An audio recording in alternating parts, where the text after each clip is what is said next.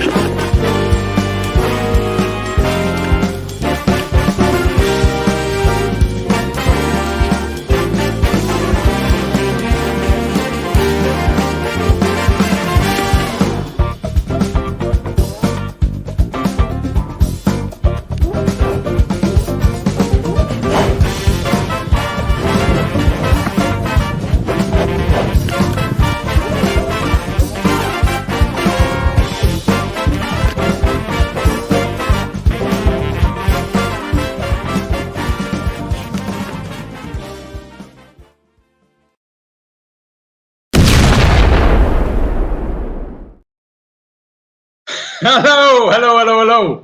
How you all doing? Everybody all right? Good. What's that? Sorry, Jan's in the house. Okay, everyone play beds. Jan's in the house. How are you? Hello. So Rachel's out in the field. She's just finishing off. Hold on. Here she is. Hold on. Where's Rachel?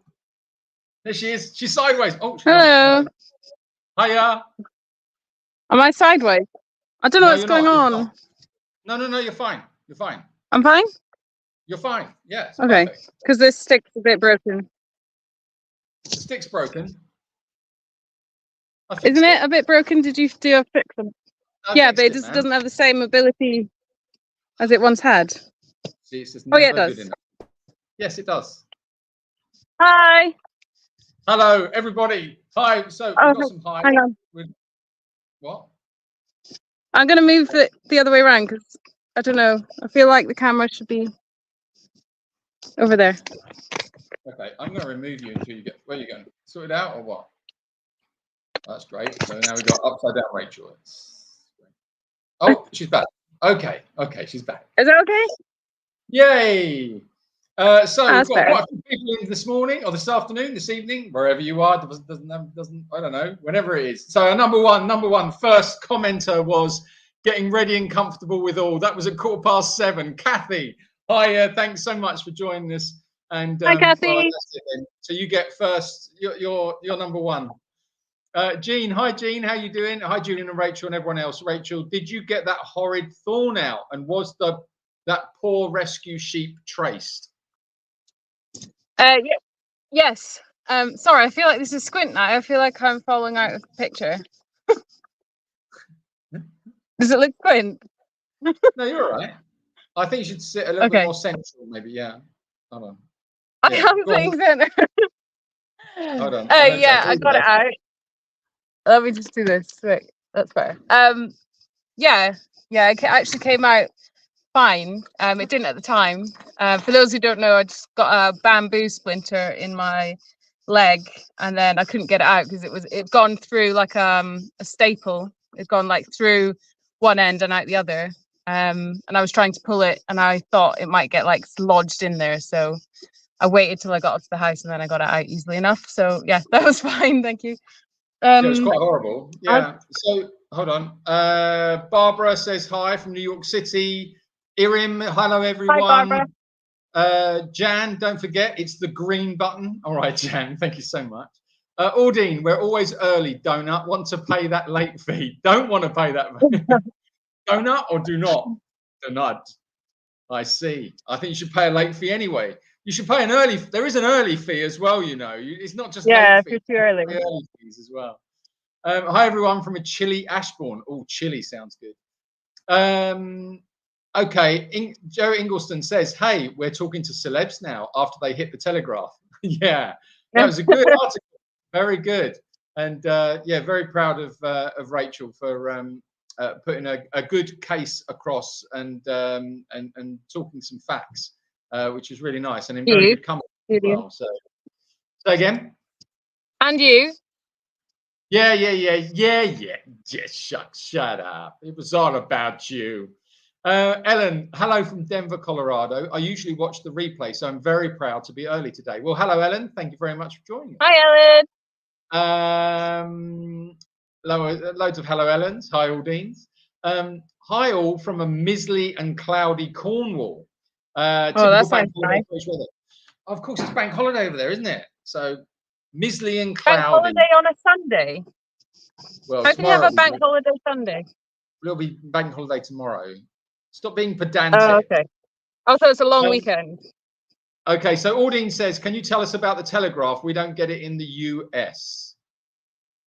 So, well, the Daily Telegraph is a British newspaper, Broad Street newspaper, predominantly, I believe, quite a conservative newspaper. They contacted us because they wanted to do a piece about horse riding, and was posing a question.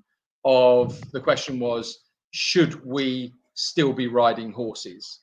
And it came off the back of the horrible footage from the Olympics of the dressage rider, who I can't remember her name right now, who was secretly recorded abusing her horse. And it then sort of sparked a big question of, how a horse is used and all the rest of it. So they contacted us to ask us our opinion on it, because obviously we are an animal sanctuary. We have horses here. We keep them in a herd. So we try and keep them in as natural state as we possibly can. We don't ride the horses. So it was to give a balanced view. Now, it's a very, very contentious issue. And some people get really defensive about it and really angry about it, even if, even talking about it. So we have to tread very carefully, because it's not about starting arguments. It's about asking a question. And obviously, Rachel and I, we both work very closely with the horses here. So we've got, and we work, 7 days a week, 24 hours a day. So we've got some opinions on the subjects that some people might find interesting and might, give some credibility to. Other people won't give it any credibility at all, because it might go so against what they believe. So it's fair dues. Everyone's entitled to their opinion, aren't they? So anyway, so that was that. And Rachel's obviously has studied equine behaviour as well, so she's coming from that perspective. It was just in order for us to give a balanced view on that. So they also interviewed some breeders, professors. We're in very good company in the article, and the article is very balanced, I think, and it's very good. So if you haven't read it, go online. It's the Telegraph, and you can find it there. And it's entitled "Should We Still Be Riding Horses?" or something like that. Is that about it? Does that sum it up, Rach? Yes, very well, thank you. Okay, sorry, I was just I didn't want to get sucked into it, because it is a contentious issue, and I don't want to make the live all about that, because there's other things that we want to talk about. And I know that everybody has got an opinion on it. So I don't know. Well, we'll see where it goes, but I'm just wary of it turning into the bloodfest of everyone just starting to argue and and all the rest of it. It's worse than politics right now, I think. Hi from rainy, for a change, Ireland. Sandy, you're in Ireland. Well, hello there, Sandy from Ireland. Very nice to have you with us. Evening all from Maidstone, Kent. Hi, Janet. Here we go. We're talking about the paper, so let me try and catch up a bit. Right. Okay. Hold on. Right. Hi, both. Did you find out? So Debbie says, hi, Debbie. Thank you for your question. Did you find out if you qualify for getting some volunteer help? Answer that one, Rach. Qualify how? What do you mean? Do you mean from Workaway? No. Do you remember the reference? I think it was the European would pay for volunteers. Yeah. Did we speak about that? Did we? You spoke to me about it. I don't know if you spoke about it online. Is the connection bad because you keep breaking up? Is my connection bad? No, you're good. I think you're good. Okay. Yeah. So I had a look at that website. It's a very complicated website. It's a government website. Very, very convoluted. And I kind of just lost my way with it a little bit. You had to first register and get some sort of number to then apply. So I did that stage, and then I think I was waiting for email confirmation or something, or to verify my email account. And then I just had to move on to something else, and I haven't managed to get back to it yet, just because it's a very they don't make it easy, obviously, because they don't want to give everyone easy funds. You have to really work for your funds. So yeah, haven't got to that yet. But we have had some applications, just people who have seen our post on socials. We've had quite a few applications there, so we have been going through them, and we will be conducting interviews this coming week. And yeah, hopefully we will have some volunteer help soon. Peanuts. Peanuts. The peanuts make you cough. They really make me cough.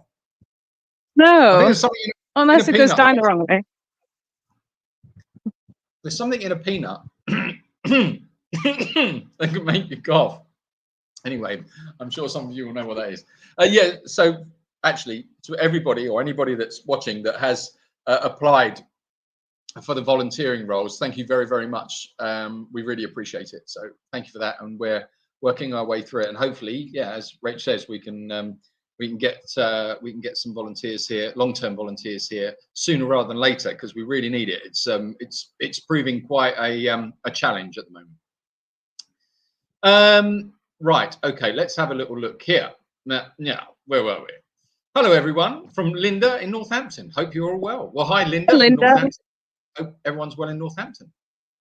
I'm going to skip ahead a little bit. Right,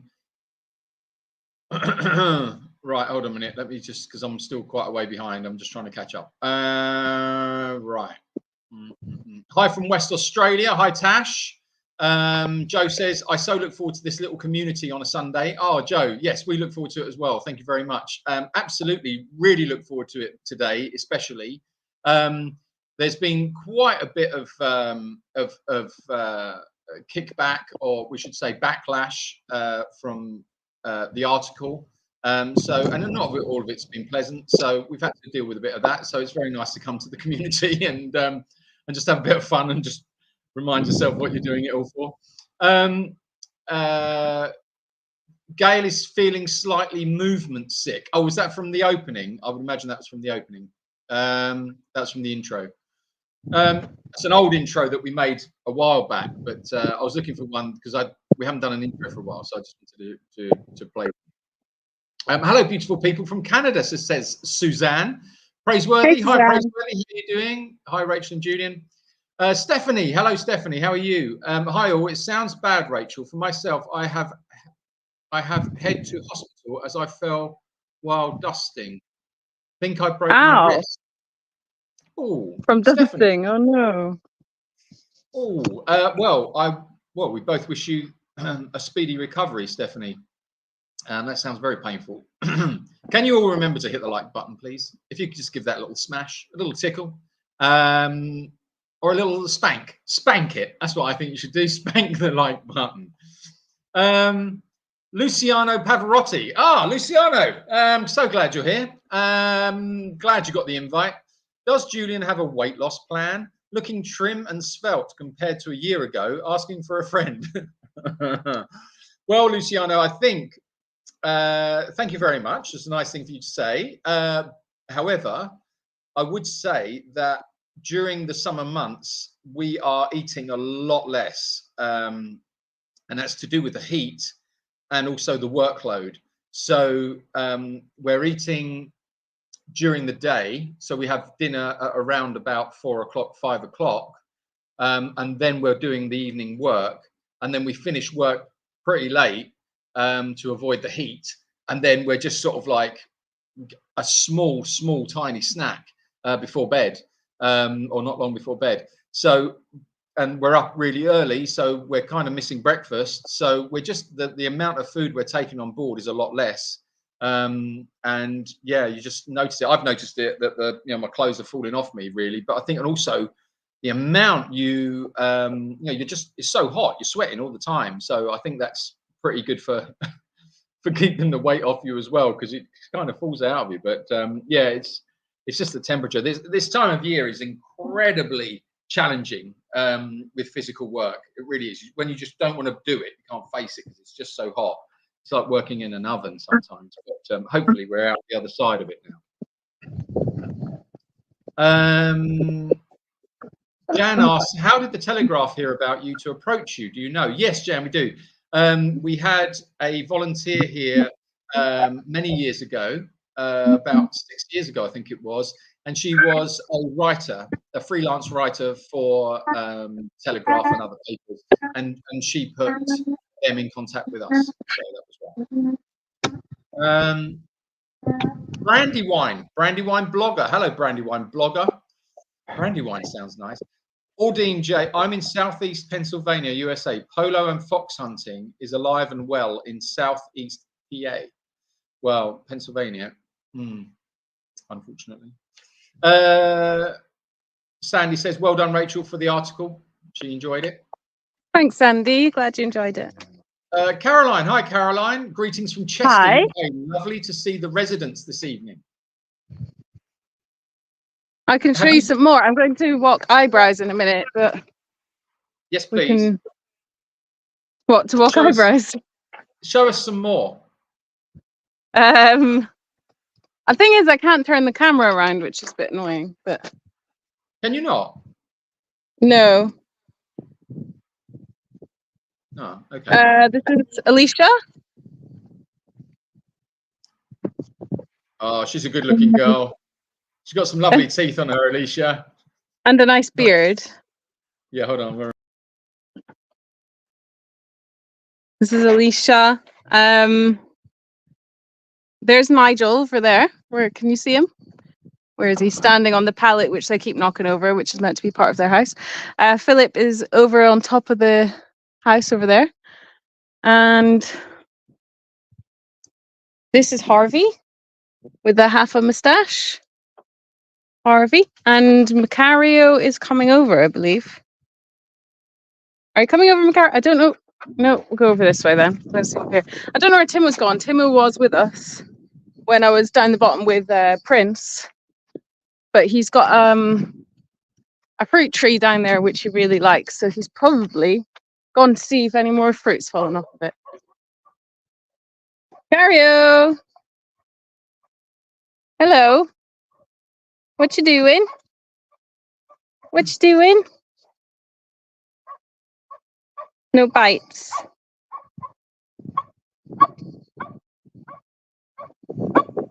Macario likes to lick.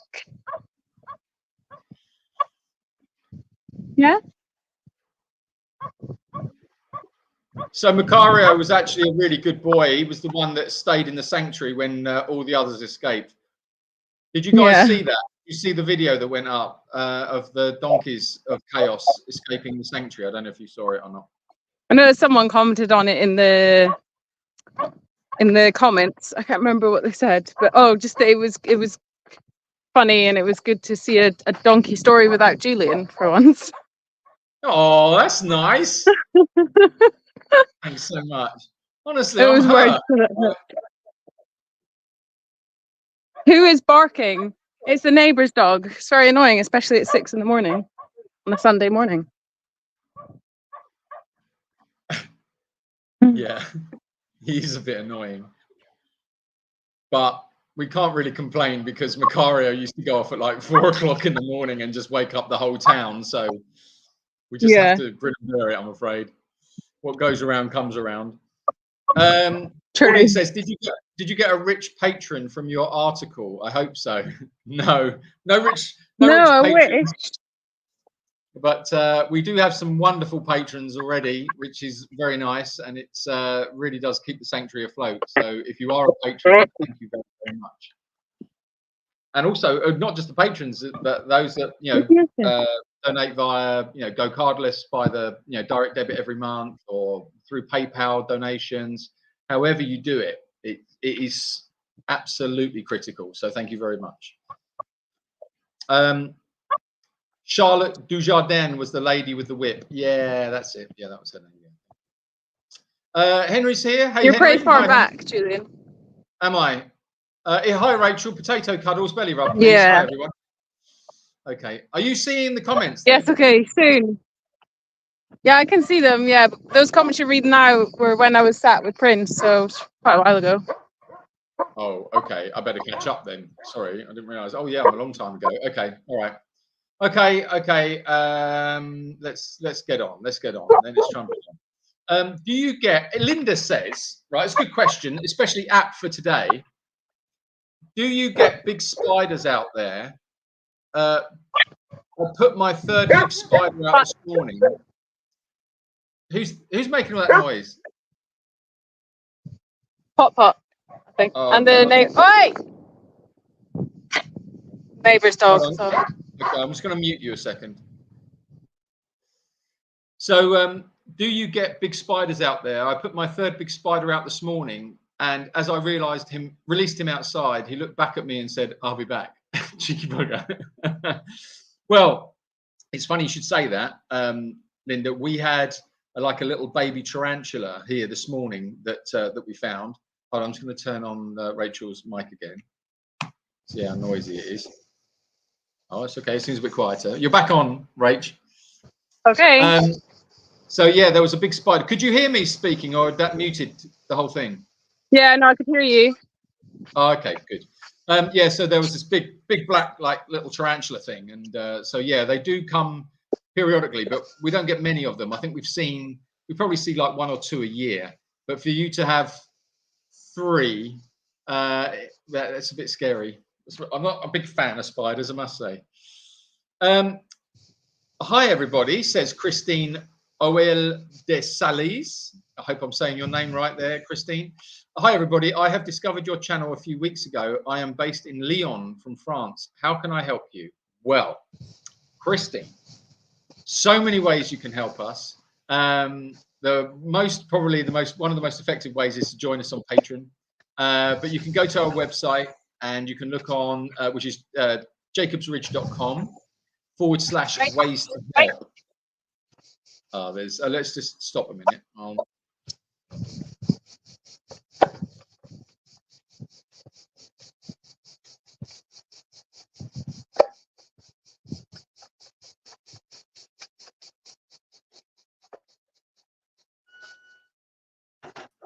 Sorry, I just thought you might like to see Timo having his dinner. Yeah, so yeah, you go to our website, jacobsridge.com, ways to help, /ways to help, I think it is. And there's some links on there. So there's like wish list if you want to buy the animals a little gift directly. There's I think the link to the patron. There's volunteering. We offer limited spaces, but animal sanctuary experience holidays where you pay some money and come and actually stay at the sanctuary. You can either choose to do work or not, depending on your physical ability. But that's a great way to support the sanctuary. So yeah, there's merchandise. You can buy some merchandise. There's all different ways. But if you just imagine that the sanctuary is like this huge machine that just doesn't stop, and it's just every day, it's just churning. And what it does is, if you imagine one animal is just eating away, well, if you've got a load of animals in a sanctuary all eating away, it's just you've got to keep them fed all the time. So you've got to keep them fed. At the other end, you've got all the muck coming out, and we have to keep them clean. And then in between feeding them and mucking them out, in between, we've got to keep them healthy and happy. So there's all the things that they need. So you've got veterinary care, so we have to keep an eye on them to make sure that they're healthy and happy. Make sure that their enclosures are right and that they're that they're protected and they've got the protection of the sanctuary. And then on the other side of that as well is to keep all that going, you've got to follow the rules of the society in which you live. So for us in Spain, there's a lot of paperwork, and an alarming amount of paperwork, an incredible amount of paperwork, to make sure that they're all legal, to make sure that you're meeting all of your obligations, your legal obligations for the society in which you operate. So there's loads and loads and loads of work that's just constantly on the go. And then all the time, with all that, obviously, you can only make this happen with support. So the other side of that is as well, you've got to keep the support going all the time. So anything there as well. So if you can help garner support, if you can help that way, there's all this. It's just so, it's mind-boggling the amount of many different facets to this whole project. To keep the thing going and keep it alive, it's just a constant, relentless thing that hopefully, we feel is incredibly worthwhile, and I hope and I feel that a lot of our supporters feel the same. So yeah, there's so many ways to help, and even on a simple thing, just watching a YouTube video, hitting the like, joining us on the live, it all helps. So yeah, so you're helping already without even knowing it. You're amazing. Where are we? Let's have a look. Hi, Brad. Gail says, hi, sorry I'm late to the party. What article is this, Gail? Late Uh-oh, to the party. Gail. Uh-oh, Gail. Uh-oh. Hello, Donkeys of Chaos. Hi, Tash. I've slapped the like button. Thanks, Jane. Give that a slap. Thanks, Jane. Do hit that like button, people. Good day, all. Would love to work with you full time. I can't afford it. Shame. Got lots of talents. Well, Adrian, you drop us a line. Let us know what you can do, because depending on what talents you've got, maybe we're trying to get to a position where we can get a team here that is operational and is effective. And what that may mean in the future is that, okay, it might not be volunteering, but maybe from another aspect of the sanctuary, it can actually provide a living wage, which is another option as we move forward. That's the ideal. I mean, the ideal is that obviously people come here and do work and they get paid for it, but it's a very, very difficult position to get to. But yeah, let us know what your talents are, because it could be through social media, or even through YouTube, or something where it's not directly where your work and talent is bringing in revenue to the sanctuary. Then depending on where that revenue stream is coming from, then maybe it can support you in your endeavors to do that. So obviously it's the world we live in, but yeah, drop us an email, let us know what your talents are. Maybe there is something we can do. It would be nice if you got some there that we can pull on, that's for sure. It says, Aldine says, at least tonight, according to Alexa, you will have a call at 74 degrees. Well, that'd be nice. We might actually sleep. Praiseworthy says, who are the baby donkeys I just saw? I heard one little Dolly bray. I haven't got any baby donkeys. Who are the baby donkeys? Rachel was braying. Oh, was it Macario? Yeah, maybe. Some of them can't bray properly, so like Hoti. Ronnie, they don't. Ronnie, yeah. Ronnie's got like a squeaky bray.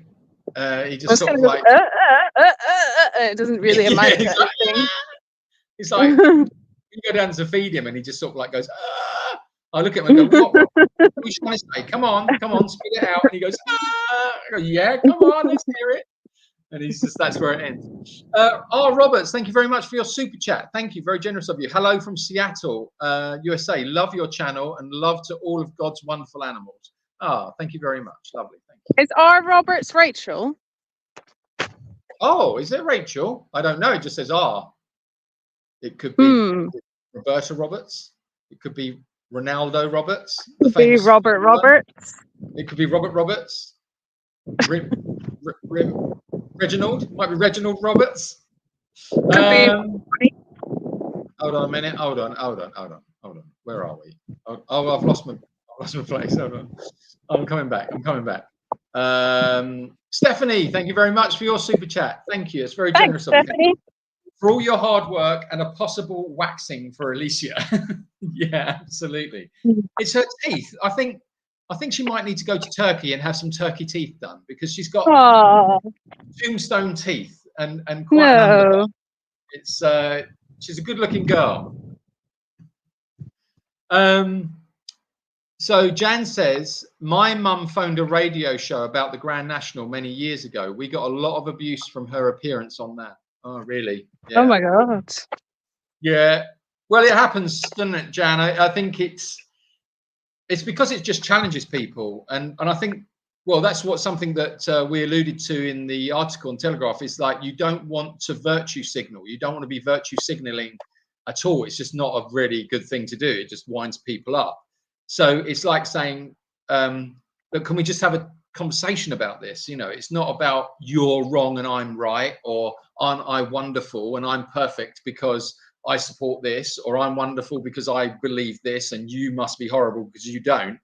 It's not about that. It's about, you know, we for us to move forward, I think we just have to have these conversations and actually be open to it. And that's not just to say, well, I'm coming from this position and my position's right.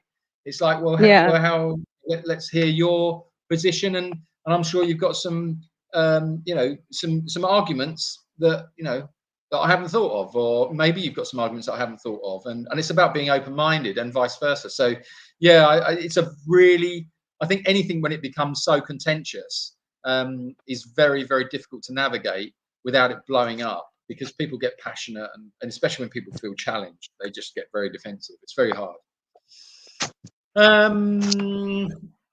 Now, Tash asks, do the donkeys interact with the mini horses, Prince and Prospero? No, not really. Only to steal Prince's food. No, they're not really that interested in them. I'd say the big horses are more interested in the little horses than the donkeys are. Yeah, they like going over and having a chat with them. But no, donkeys aren't really fussed by them, to be honest. No, they're weird, aren't they? I say it's just to steal food. Seems to be their main motive.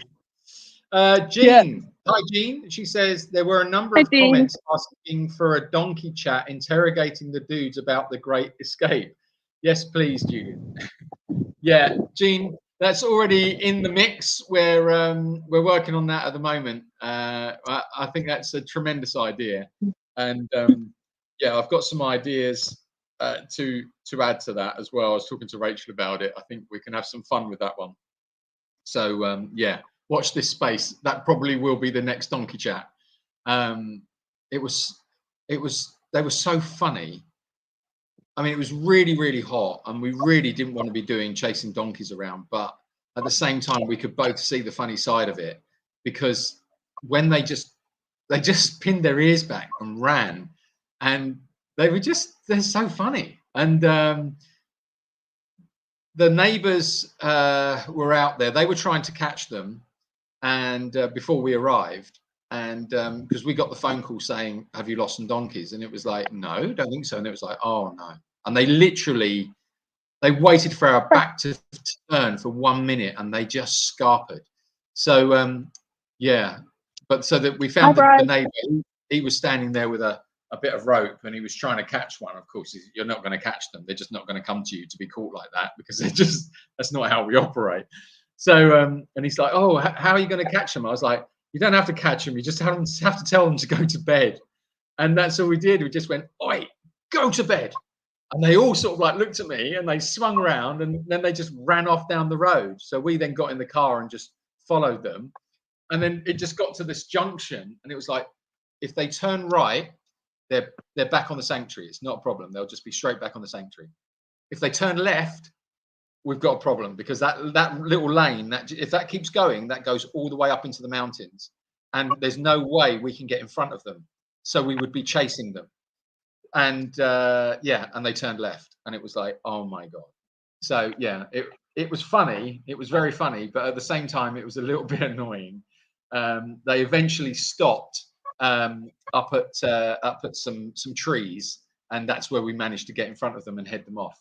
But yeah, they're just so cute. They're just so cute. They were just having a real adventure, and you could feel them enjoying it. You know, they were having good fun. So yeah, it's pretty hard to stay mad at them when they're just having such fun.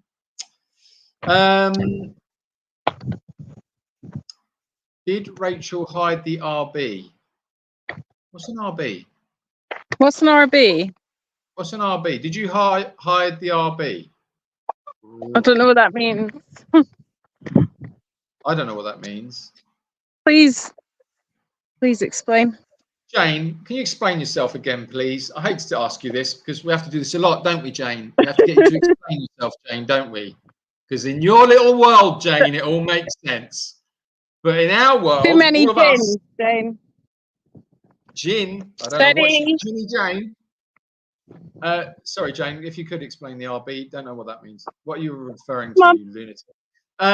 So, there's some really generous super chats coming in. Yes, there are. Thank you very much. All the super chats are very generous. Thank you very much. Mariana Toth, thank you very much for your super chat. That's much appreciated. Thank you.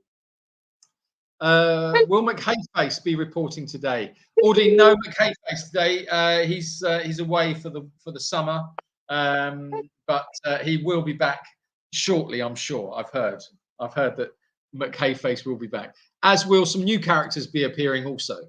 But I would imagine it will happen after the summer months when it's not so crazy hot and you can get some other works done.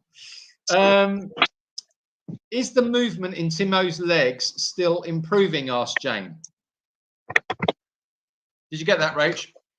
Yeah. He has yeah, I mean, he's got quite a lot of sensitivity in the legs, but he doesn't, I would say he's doing less sort of standing up than before, but I think it's because he's put on a bit of weight, so yeah, just trying to get him to lose some weight again, and then that'll put him back into balance and will mean that he can stand up a bit easier. But he keeps eating all the fallen fruit off the trees, which I guess doesn't help. And yeah, just trying to steal all the animal food and everything. He's mental for the animal food, and like this is yeah, his that's tree. his little tree. Go on, I'll get rid of myself. As you can see, it's got loads of fruit on it. If you saw it, you might have seen it on my story. It's a Chinese date tree, and they are, oh, you can't see, hang on, try to, so they're ready when they are like just going brown. I can't really reach one, but so it's just loaded, and then they drop. So he comes down here every morning as soon as he's in his wheelchair. He comes straight down here to hoover up all the fallen jujubes from the tree. And then in the afternoon as well, first thing, as soon as he's in his wheelchair, he goes down there and starts hoovering them up. So yeah, and his poop's full of them. Intrepid Frady Cat, hiya. Hi everyone. She says, I'm here, I'm just lurking today because I've got a migraine. Ah, I've got stuck on a tree. Okay, I'm okay. I'm sorry to hear about that, Sherry. That's horrible.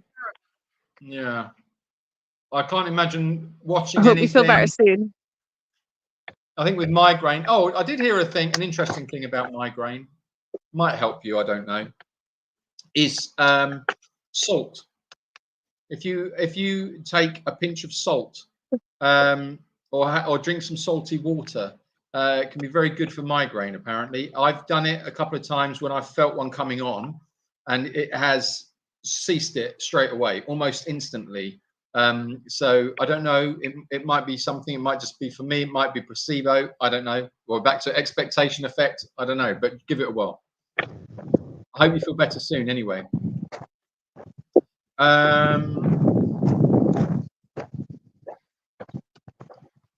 Aldine says she's feeling tired just listening to all the work to be done. Oh yeah, don't think about it. Right, hold on. Right, hold on. Arlene says, right, hold on. Arlene says, hello from Port Angeles, Washington. 65 degrees here at the moment. My question, update on vet care. Update on vet care. Is there another part? There might Is be there another part of the question? Because there's like a... Yeah, there's a W there, but I can't see... hold on, I'll see if it's added a little bit further down. Unless she just means like what's going on medically at the moment with the animals. Yeah, I think so. I think we'll say that. Okay. So, would you like to provide that? Sure. So we have recently bought a... It's called a goat corridor, which is for ease of handling. So they're waiting at the moment to be dewormed, and then we are waiting for this goat corridor thing to arrive, and it's just for handling them. Sorry. Yeah, can you explain the goat corridor and what that is? Because I think people would be interested to know what it is and how much it costs. Yeah. Yeah, sure. It is made from, I guess, galvanized steel, would you say? Yeah. That sort of thing? Yeah, and it's like a series of panels. So I think it's like there's an entrance, like a sort of funnel, and then there's 3 panels either side. And then there's, they call it a guillotine opening. So you herd the goats in, and then you secure them into the corridor with the opening, the guillotine opening, and then at the other end is where the vet can do the medication, and then let them out through a door at the other end. So I'll have to show you a photo. It might be a bit easier. But yeah, so we've ordered that. And do you remember exactly how much it was, Stephen? Yeah, well, more or less 1,600 euros, I believe. No, 1,200 euros. Yeah. 1,200, yeah. And we've ordered that because at the moment, we don't really have... Our method of catching them is having to physically try and herd them into a stable or something, and it's a bit chaotic. They run around. You're having to run around in the heat to try and catch them. It's not good for them. It's not good for us. So we're hoping that this little investment will be a saving of time and energy and less stressful for them. And yeah, so that is one thing that's in the pipeline. We're waiting for that to arrive, and then we can deworm all the goats and the sheep. Would you like to, Rach, sorry, can you explain also, because I think people would be quite interested to learn, what are the telltale signs that you've got a worm situation with the goats? Yeah, there can be a few things depending on what kind of parasites, internal parasites they have. One thing can be their poops there's extra mucus. The parasites are making them create extra mucus in their intestines. So, sorry, the dogs are barking now. So their poops can sort of bead together like a string of beads. And that can also happen if they're pregnant. So it's not a definite indicator, but if they're not pregnant, then you know that's probably the cause. Sorry, I'm out of breath from that hill. Another one would just be like them not really maintaining their weight. That could be a sign. And anemia is another sign. So there's some don't know if you can hear Macario now. I can hear him from up here. Yeah. There's something called a FAMCHA score. So you can, it's like you can actually get a little piece of card, and it has the color that their like inner eyelid should be, and then if they're anemic, you sort of put it up against this card, and you can tell what their FAMCHA score is. And then if they're anemic, that can be a sign. Another thing they can get is what they call bottle jaw, where they get like an edema under the jaw. And that can be barber pole worm infestation. So yeah, there's a few different things, and it depends as well on the parasite which symptoms they can show. Yeah. So what's so one of the things that is showing in the goats at the moment that would lead us to believe that they do have the worms is the beading of the excrement. So that would be the sign for us that's what it needs doing. So Also, go on. We try not to. We don't want to treat them unnecessarily, because not just because of the cost and the effort of having to round them up and everything, but it can create a resistance to the wormer. So what we have very kindly been donated from Jane, one of our supporters on the socials, has sent us a microscope, and this is going to enable us to basically do our own testing of their feces, and we can see then if there are worms present and even which worms they are. So I need to familiarize myself with the microscope and also just the system of doing it. And then it means we don't have to treat them unnecessarily. We usually do it twice a year at the moment, and that seems to be they seem to need it twice a year. But yeah, it just gives us more insight into knowing when they have worms, if they have worms, and what worms they are. Yeah, the other thing as well is we had some good news, didn't we? Because we had to do the same. So for the horses, there was a situation where it was coming to the time to worm the horses, and Rachel obviously sort of like led that and said, well, let's analyze and see what wormer is required, whether it's a specific wormer, whether they have worms, and what we need to do. So they were all tested, and all of the equines were tested, and the results came back all totally clear. So that's a really good example of staying on top of the worming situation, because to worm all of the equines would cost a hell of a lot of money. And as Rachel says, you start worming them, and you're putting wormer in their system, which they're then building a resistance to. It becomes less effective. So let's find out whether they actually need it first and whether they've actually got it. So that's something that was. I can't remember how much we paid for the testing. It wasn't as much as all the wormer would have been. No, it's about €20, I think, per sample, and she put like a few different horse poops from different horses into one sample to get like a wide range. Yeah. So that's really good. So so there's a little bit of a veterinary update for you from where that's going on. Anyway, right. Let's have a look down here. Let's have a look here.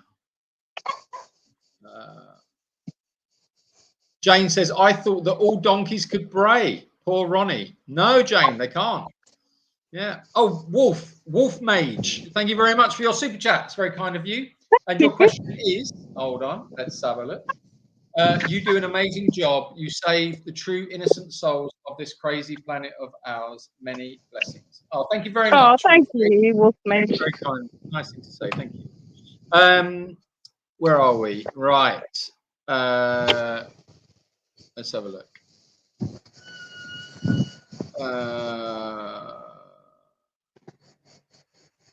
Jan says, we got positive responses too. Never regretted doing it. Just sad we couldn't follow up on the positives because my mum had health problems. Oh, I'm sorry to hear that.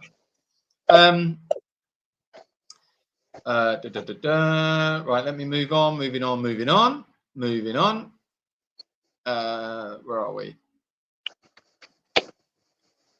Let's have a look. Red Bull. Jane's on the Red Bull. Jane, are you on the Red Bull as well? I had one earlier. You've got to have the Red Bull. I have one here from Jane. Go on then. Which is more of a challenge for you, the psychological or physical challenges of the animal? Wow. Okay. Well, that's a good question, Jane. That is a good question. What is more of a challenge, the psychological or physical challenges of the animals? I would say the most challenging is probably psychological. If you have an animal with psychological problems, like Grace, for instance, or even little Sirius has got psychological problems. Timo, obviously. Psychological problems, I think, are always the more challenging because you've really got to understand what's going on, and you have to change the way in which you approach the animal, and each animal is different, obviously, like we are. So you can't. It's not like one size fits all. So yeah, I would say that's probably the more challenging. When it's a physical, if it's a physical challenge, I think you can kind of work around it because you can see it. You know, it's a little bit easier to handle. But psychological, completely different. And also, certainly in the case of horses, you know, you can go backwards so quick. Every time you're interacting with a horse, you're training it every time, and you know you've got to remember that. So it's very easy to become frustrated, or if an animal isn't behaving the way you want it to behave, you know, and you've got things to do or whatever. The times where I've literally just walked away because I thought this is going nowhere. I'm in the wrong state of mind, and there's no point in me having an argument with a horse or a donkey or a dog. You know, it's like I need to get out of this state of mind, so I'll walk away, you know, take 5 minutes and then come back to the situation and I can handle it. So yeah, I think psychological, that's my opinion on it. I don't know what Rachel's, but Rachel's gone away now. So that was Rachel's gone now. Hey Lisa, how are you doing? Thank you very much for your super chat. That's very kind of you.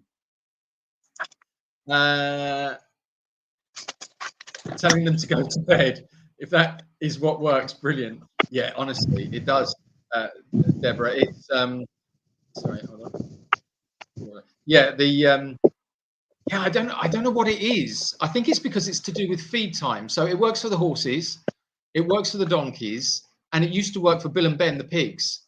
And I think it's to do with feed time, because you'd be feeding them, and at the same time, you know, they would be, if they were out or whatever, they were, you know, somewhere on the sanctuary, and you'd go like, come on, bed, go to bed.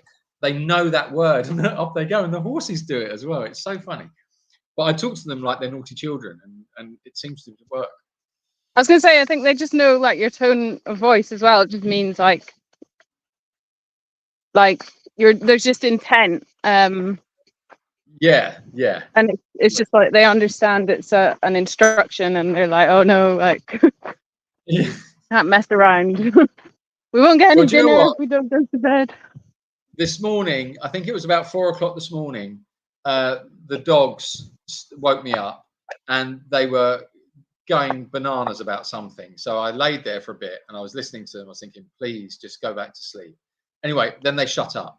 So I thought, right, good. So I just dropped off back to sleep, and Potato started barking. So it woke me up, and then he stopped. And I was like, right, is he going to sleep? Yeah, he's going to sleep. Okay, fine. So I closed my eyes. Just as I dropped off again, he started barking again, woke me up. He did it to me about 3 or 4 times. And I thought, oh. So in the end now, I'm like, I'm so angry. It's like, will you just, what are you doing? What are you barking for? So I went down there. I'm down there in my slippers and my pants. I tell you, it was quite a sight. And I've gone steaming in there in the middle of the night, opened the door, and the pair of them, Potato and Sunny, are sitting side by side, just looking at me, wagging their tails, looking so cute. And I was like, I wanted to be so angry with them, but at the same time, I was like, you just, And then, so I just said to them, I was like, that is enough. And I want you to go to bed. And I was trying to be like, you know, cross. But at the same time, I couldn't be really cross. But I was quite cross. So Sunny sort of like got up, turned around and went to bed. And she went and put herself in her little house and she went to bed. But Potato just sat there wagging his tail, looking at me. And he was looking so cute. And I was just like, just don't look at me like that and go to bed. He's like just tapping his little tail on the floor as he's looking at me. And that was it. But he was a good boy. He went to bed. And I didn't hear another peep from him until the neighbour's dog started. And I was like, oh, dogs. Anyway, yeah, so that's the go to bed thing. Anyway, I don't know where I was going on with that one. Let's have a look here. Right, okay, hold on. I've got one here for you, maybe. Tash says, I'm curious what breeds the donkeys are, please. I was amazed recently when I Googled out of curiosity donkey breeds, how many there are. The main ones in Spain seem to be Andalusian and Catalan. Yeah, I think you've just answered the question there. I think Ronnie is Andalusian, Barry's Andalusian, I think Macario is Andalusian, and Steve, I believe, is Catalan, as is Dottie is Catalan. I don't know about Hoti. Hoti's a different breed. I don't know what breed Hoti is. Got any ideas, Rach? No, I'm not sure either. No, that's a good question though. I don't know honestly as much about donkey breeds as we do about horse breeds. And I think they're more difficult to tell apart as well. Maybe. It can be. Well, Steve's very small. He's a tiny donkey. He's really small. He's cute. Come on. Right, hold on a minute. Will Timo, Aldine says, will Timo go back to the acupuncturist? Odine, thank you for your message. I think yes, but as I was saying about his weight, I just feel like he needs to lose a little bit of weight. And whilst the acupuncture could be beneficial for him at the moment, I'm not sure how therapeutic it could be right now, because his acupuncturist told us that the most important thing is that he's in equilibrium, he calls it, so that the center of gravity is in the middle. And yeah, at the moment he's just a little bit overweight. With it being summer as well, he's not been as active in his wheelchair. It's just been a bit hot. So I'm just kind of more focusing on that at the moment, and also his leg wound and just getting that healed up has been our focus. But yeah, he will go back hopefully in next couple of months. Yeah, I think. Yeah, I think so. Hold on. Right, I like that comment. Thank you for that comment. So Jan says, I'm guessing those trees are going to spring up all over the sanctuary after Timo's deposits. I think unfortunately there's not enough rain, so I don't think they will. But if it was rainy, then yeah, I'm sure they would. Cheryl, thank you very much for your super chat. Thanks, I Cheryl. love the great escape. I think that little angel-faced Barry was behind it. No. Well, no, it wasn't. It was Barry's actually, just a follower. Yeah, he's a follower. I think it was Dottie. Yeah, Dottie's the problem. she started it. Yeah, she's definitely the ringleader. She's got them all doing what she wants them to do. She's a very, very clever little donkey, that one. Got them all wrapped around her little hoof. She has indeed. Deborah says, oh, what a funny little guy Timo is, trying to steal everyone else's food. What a rascal. When our Fog was a puppy, I suppose that's dog, was a puppy, he would go next door and swing off the clothes on the clothesline and oh my God. That's brilliant. That's bet so you were cute. really popular with your neighbours. Sounds like the story I told of little Ronnie running around with Mrs. Grumbleson's wig on his head. But I think it was it could have been her underpants. I think off the clothesline. Luciano Pravarotti, thank you very much for your comment. Come on. Says, I've just read the Telegraph article. Great to see you getting attention for talking wise words. Oh, Luciano, thank you very much. You. Deborah says, yes, it was bras and undies in his mouth. It was mortifying. Oh, no. Funny. I think you need to get some pictures of that.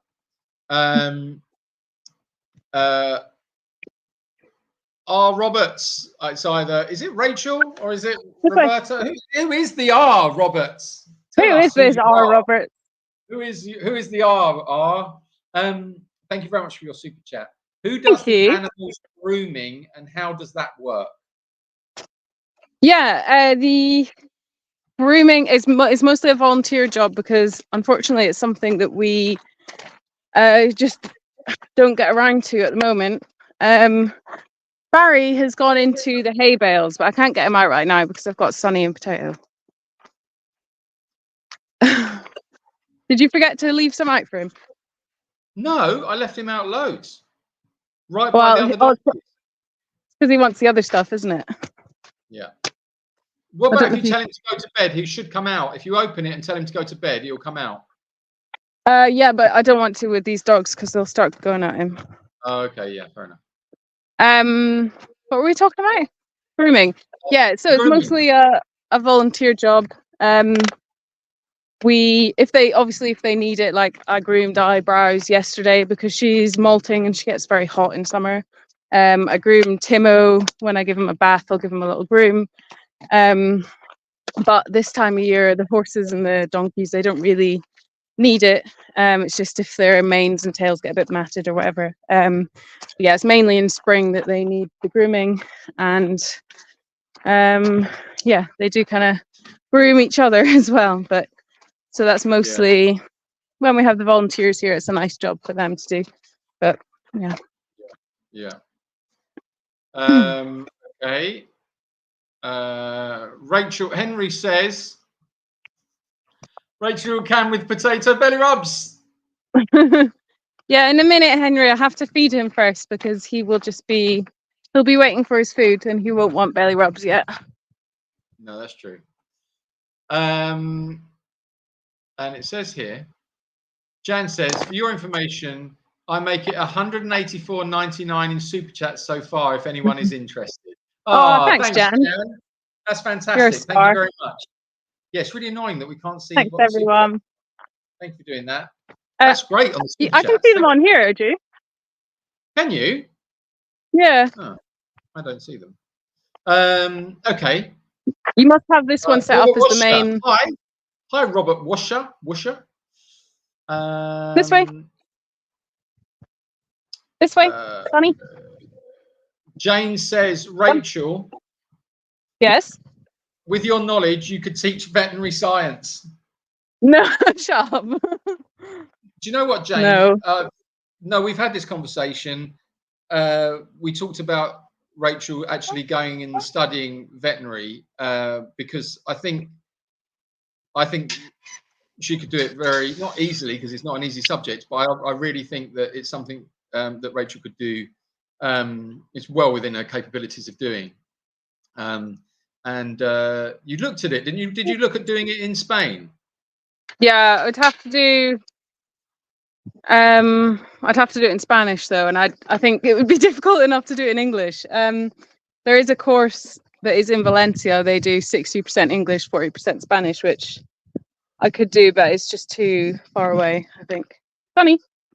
Well, it's something we never say never. I just feel that Rachel seems to have a natural ability to absorb information when it comes to like the medications, the illnesses, the ways, it really is. I think it's because so I'm talking about you like you're not here, Rach, but I think it's because she has a real passion for it, that side of it. and that's what makes this work. That's what makes this team work. You know, it's that it's what she brings to it. When we go to the vets, it's like, I mean, I have no idea half the time. If I take the animals to the vets and the vets are asking me, and they say like, "What's this?" or "What medication is she on?" How long has this been going on? And da da da da da. I'm like, whoa, I don't know, man. I'm like, whoa, I can only do so much. But Rachel's got it all like that. You know, it's in the top of her brain, and she just like spits it all off, and it's good. So yeah, she's got a real flair for it, and I think she should definitely explore that. So yeah, never say never, but I agree with you, Jane. She should definitely go that route, I think.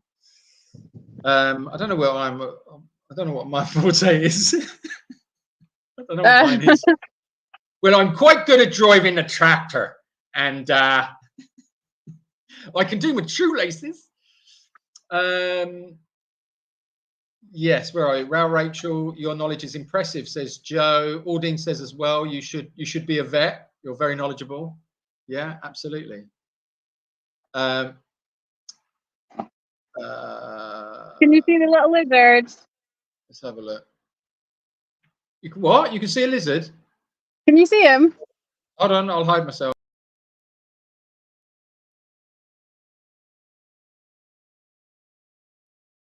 You see him?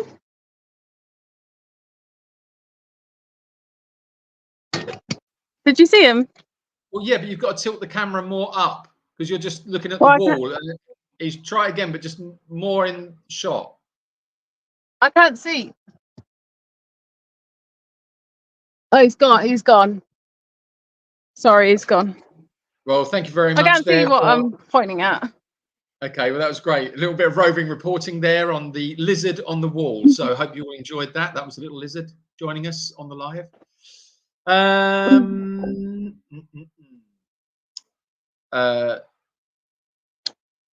Monica says, don't drink Red Bull, Julian. It's not good for you. No, do you know what, Monica? I know it's not good for me.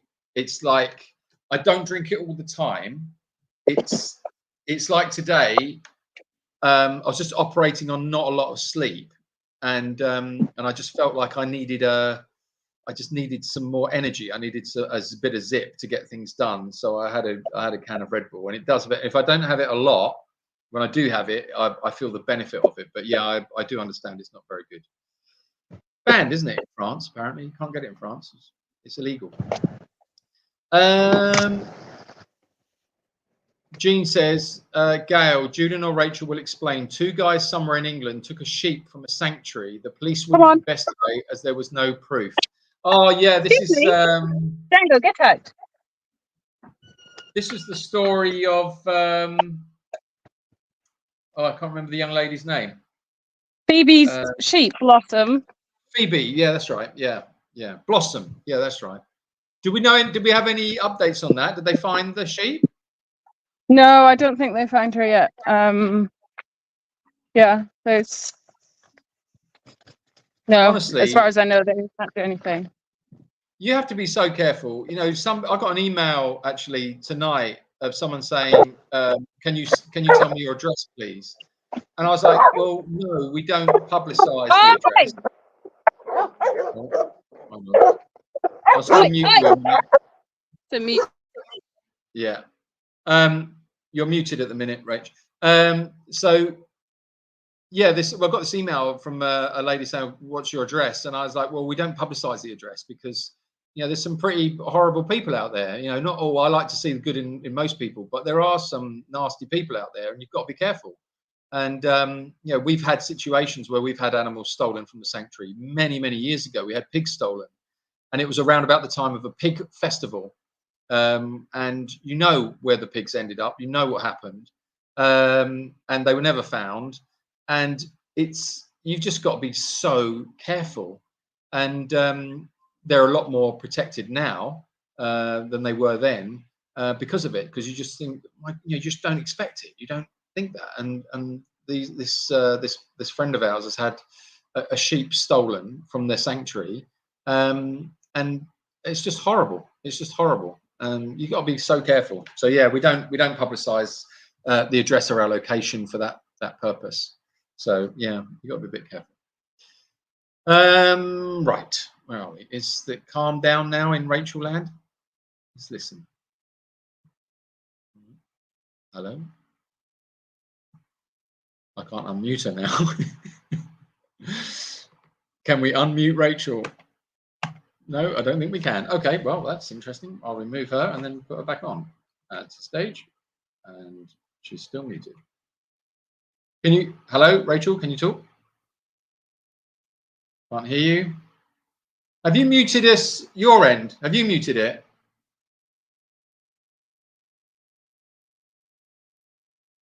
No, you haven't muted it. Well, that's weird. Sorry about this. Okay. Well, we can't get Rachel. You'll have to come back and sit in here with me, Rach. Can't hear you. Don't know what's happened there. Okay. Right, hold on a minute. I'm going to remove you. Okay, so anyway, Rachel will be joining us again in a moment. Right, let's have a look here. Caroline says, I'm now a proud shaman of Jacob's Ridge. Woohoo! I'm in awe of the work you do and love seeing the animals forever safe, loved and fed. Great job, guys. Oh, Caroline, thank you very much for that. That's wonderful. Thank you. Yeah, being a patron is a really good way to support the sanctuary and the work we do. So, yeah. Oh, hold on a minute. Is she back? Hello? Oh, she's back. Hello. Hi. Hi. Are you I feel coming like back and going to join me in here in the studio? Well, I was going to do some dog cuddles, but it's gone a bit Blair Witch Project. Like, Oh, yeah, Sirius okay. is here. You probably can't see anything. No, can't see. I don't think I've got a light that you can have. You see his eyes? I'll see if I can get a light for you. Hold on a minute. Okay. So I'll fill in then in the meantime. What kind of lizard? I don't know, a really small one. I don't know, there's been loads of them around, little tiny ones. Would you consider renting out your second house to volunteers? Jennifer, we are considering what to do with it at the moment.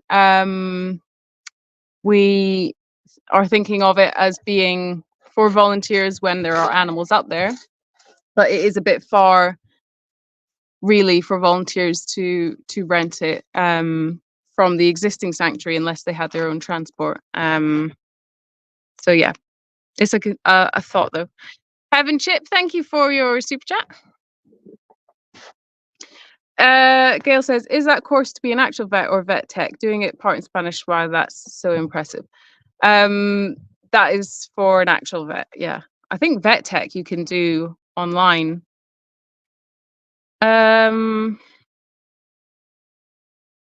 I keep thinking there's a cat in the plant behind Julian, but I think it's the dead lower leaves.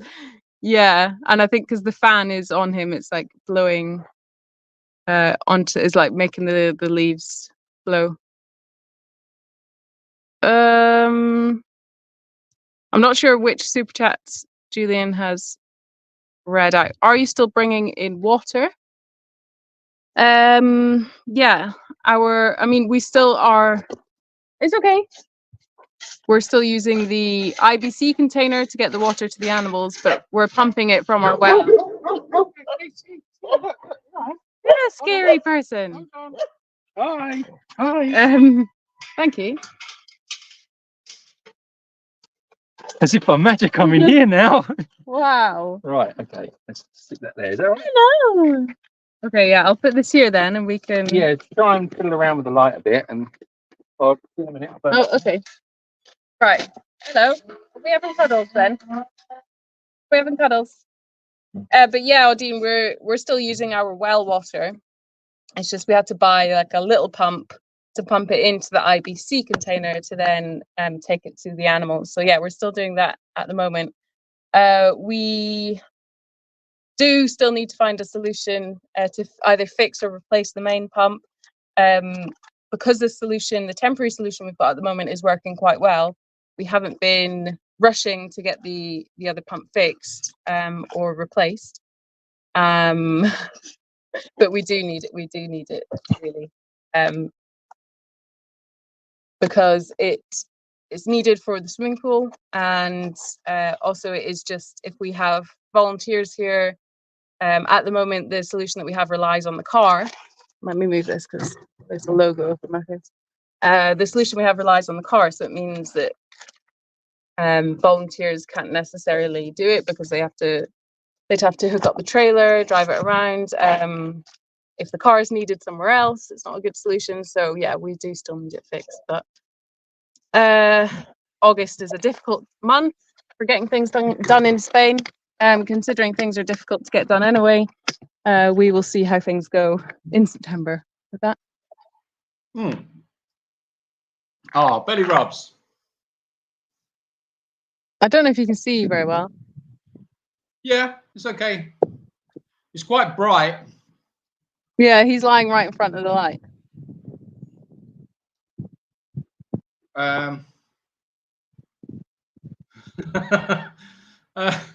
So Jane said, look, honestly, it doesn't take much, does it really? I suppose it is past the 9 p.m. watershed. Jane says, just imagining an angry Julian in his slippers and underpants. Form a queue, ladies. Well, yes, it is something I can provide. There is a little extra you can do on the Patreon, and you get a visit in the middle of the night from a very angry Julian in his underpants and slippers telling you to go to bed. How much could we charge for that? You want to? Jan wants a reconstruction. I don't think so, Jan. I don't think so. What about trying earplugs, Julian? Yeah, Wendy. Yeah, I've got some great earplugs. They're silicone, and they work really well. But the thing is, I don't know about you, and I don't know if I'm on my own with this, but do you get claustrophobic with earplugs in? I do. I get a little bit claustrophobic, and it's all right, but you sort of like wake up in the night, and then it's like, I'll get these things out of your head. So yeah, about like that. Are you still bringing in water? Yeah, I think you've just been talking about the water situation. We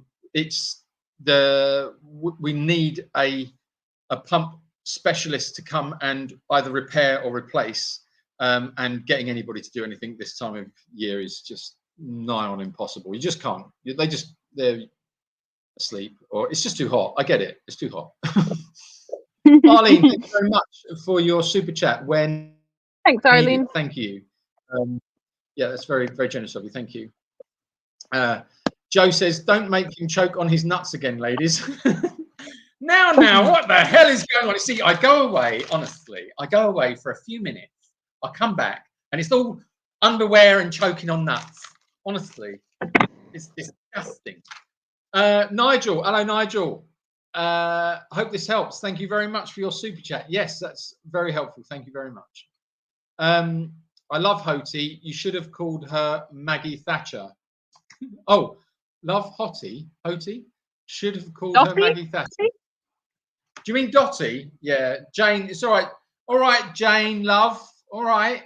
Is your carer with you?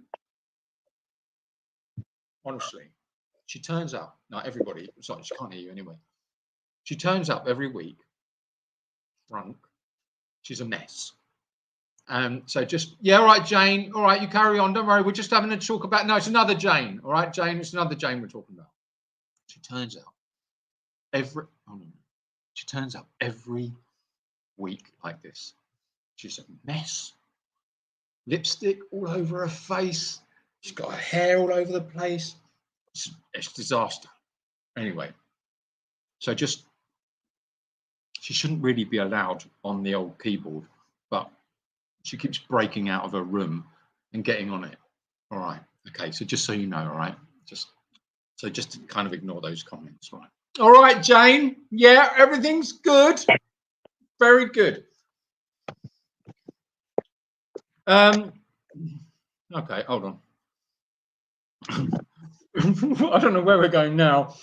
Praise, we're now talking about bra and panties on your dog. I mean, come on. Joe says, what's the super chat total, Jan? Where are we now with the super chats? Jan says 234.99. Wow. That's amazing, guys. Thank you very much.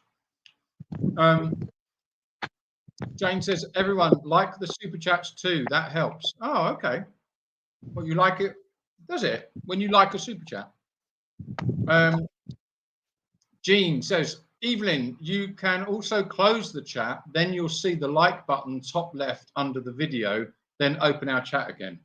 Oh, okay. Thank you for that top tip, Jean.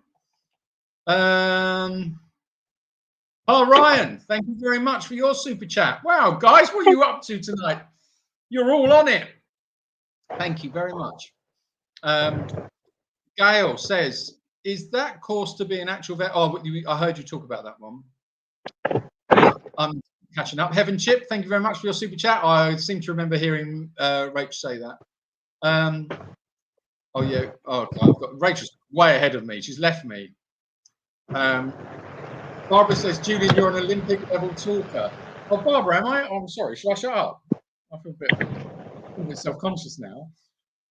Do you think I talk too much? Rach, do I talk too much? What? Do I talk too much? You're talking too much. What is wrong with everyone tonight? No, do I talk too much? I wouldn't say too much. You're chatting. That's not a bad thing. Thank you. All right, Barbara. I don't talk too much. I'm just chatty. I need to find my dogs because they've run off somewhere. Hold on, I've got a question for you. Bernie! Elizabeth Whitney, thank you very much for your comment. Any advice for someone who philosophically believes in the vegan lifestyle but lacks the character to actually live it? What does that mean? Lacks the character, as in. Well, I would say can't actually, like, you understand it, you can see how it makes sense, but perhaps by saying you lack the character, perhaps what you mean, or another way of saying that would be that you don't feel you can make the leap to actually do it. I think, well, from my perspective, I would say don't see it as a leap. I don't see it as a thing, you know, as a oh, you know, to be from here for there. You're already vegan. If you want to consider it, so take away the vegan word. I mean, I don't particularly like the word vegan. I'll be honest with you, I don't. I think it's got connotations, and I think over the years, I think it's been hijacked. I think it's got away from what it's actually about.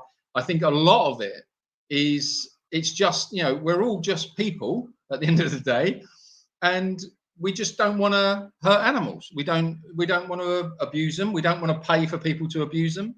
We don't want to consume their products. We don't want to do any of that. I don't need a label. Do you know what I mean? I don't need a label. I mean, fine, I'm not saying, like, you know, I'm not bad mouthing it or saying it's a bad thing to say you're vegan or anything like that. I'm not saying that. I'm just saying, for me personally, I just don't want to. I don't want to contribute. I want to contribute as little as I can to to pain and suffering of animals. And I think majority of people that I speak to probably feel the same way.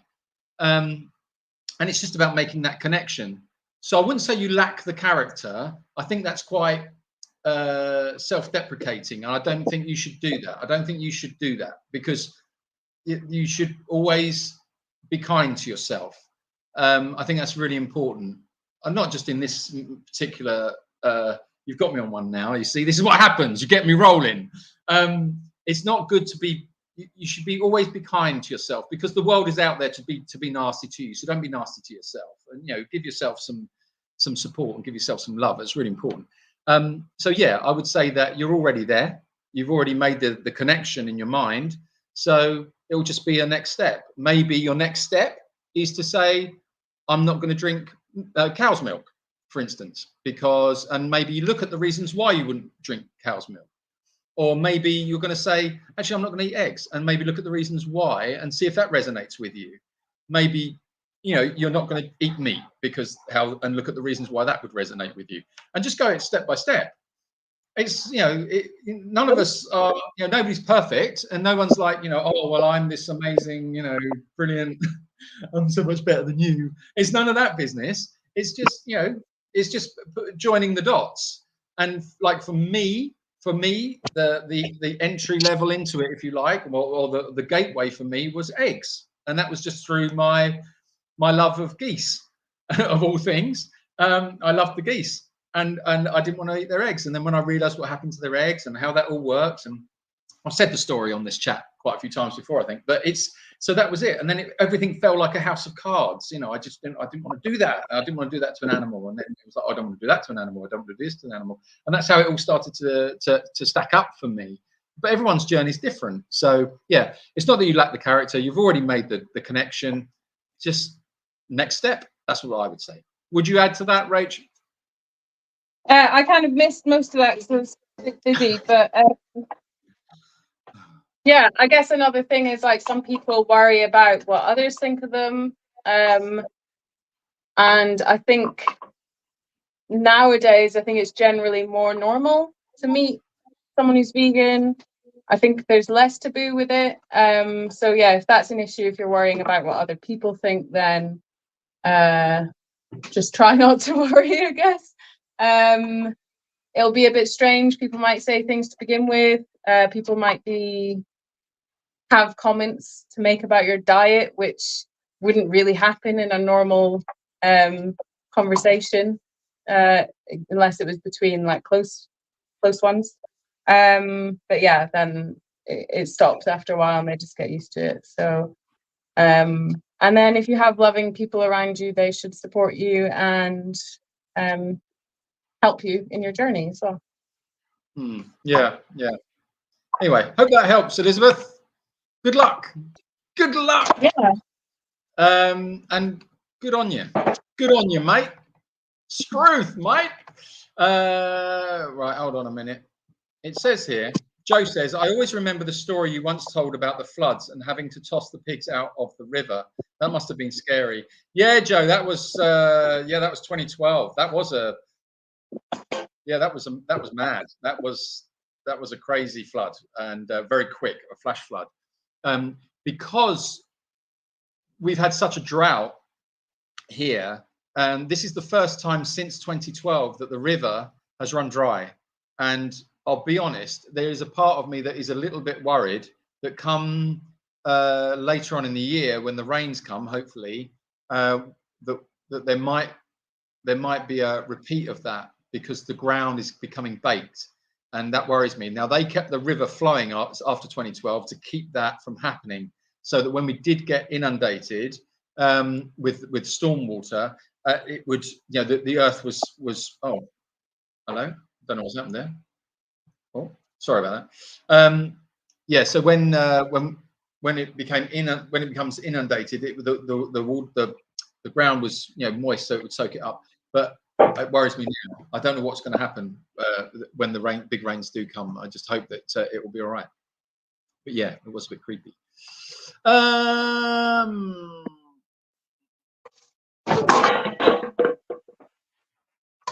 Right, hold on.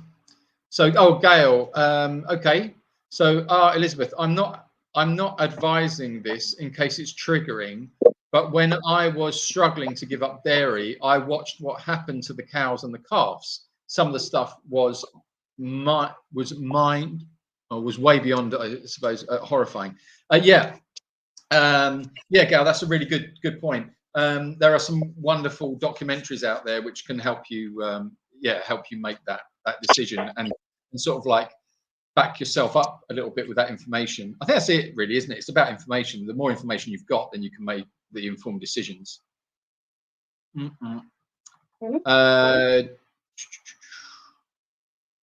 Joanne says, hi, Judy. Well, hi, Joanne. How you doing? Jane says, do you believe in animal spirits returning? Well, what do you think about that, Rach?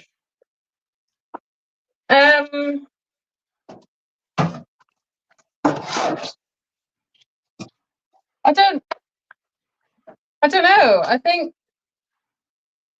I think like they never leave us in a way that we're always going to have memories of them. They're going to live on in our memories.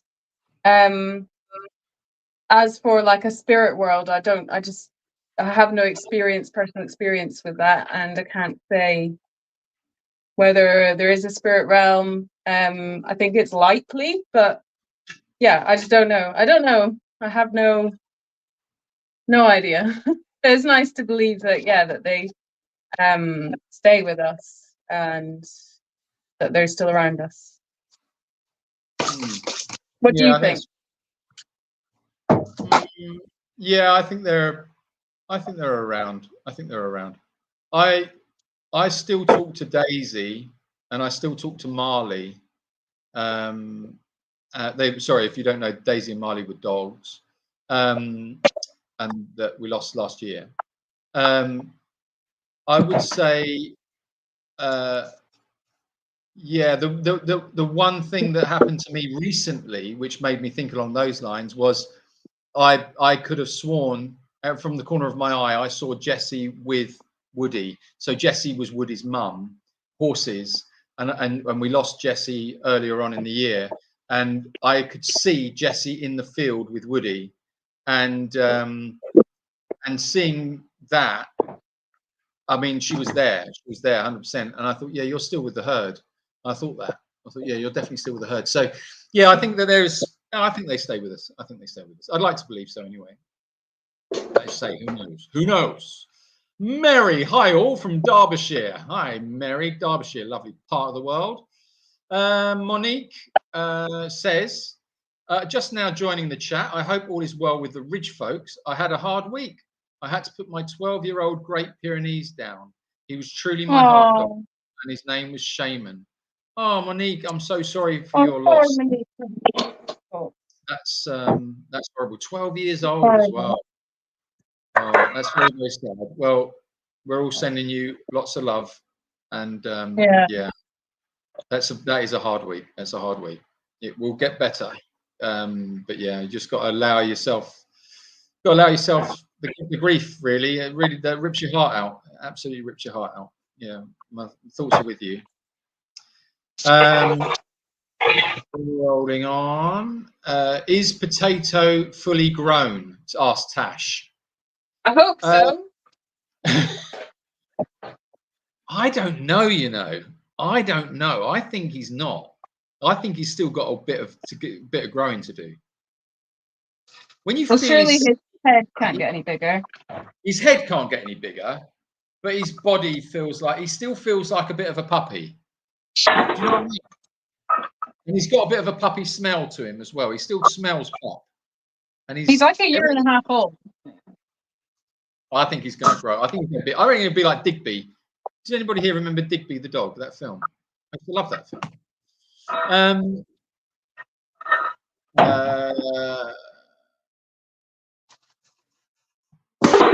Jan says, I think you need to be able to hear during the night in case the animals give off alarm cries. Yeah, the thing is, Jan, I think it's a little bit like having children in that respect.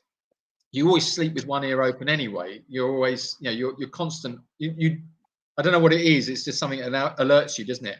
It's like if another dog, or if a dog that isn't your dog is going off on one, you can kind of tolerate it a bit more. But if it's your dog, you can't. Don't they say about that with babies as well? With newborn, is it newborn babies or babies? Somehow you can ignore another baby's cry, but you can't ignore your own, or something. It's strange how we're wired that way.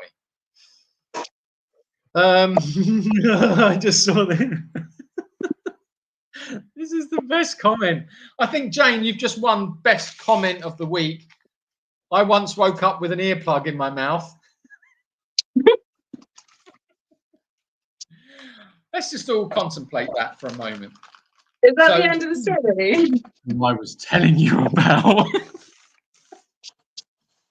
Remember Jane? Hold on a minute. Remember Jane, the one with all the lipstick and all the hair everywhere. She once woke up with an earplug in her mouth.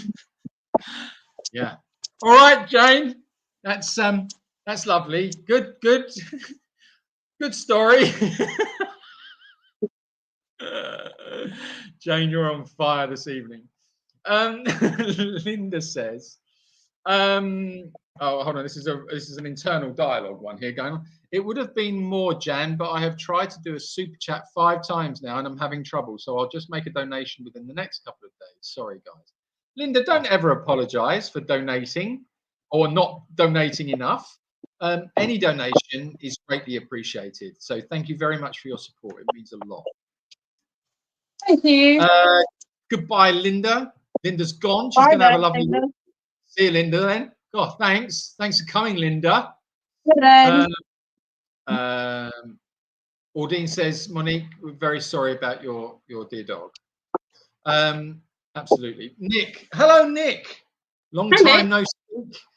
Evening all. Shades of Dixon of Dock Green for the old enough UK viewers.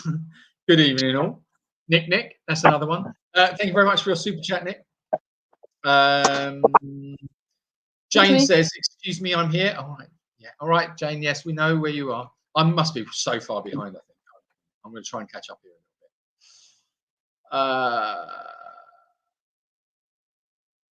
Jane says, I do know what day of the week it is and who the Prime Minister is. Well, you're doing better than the rest of us.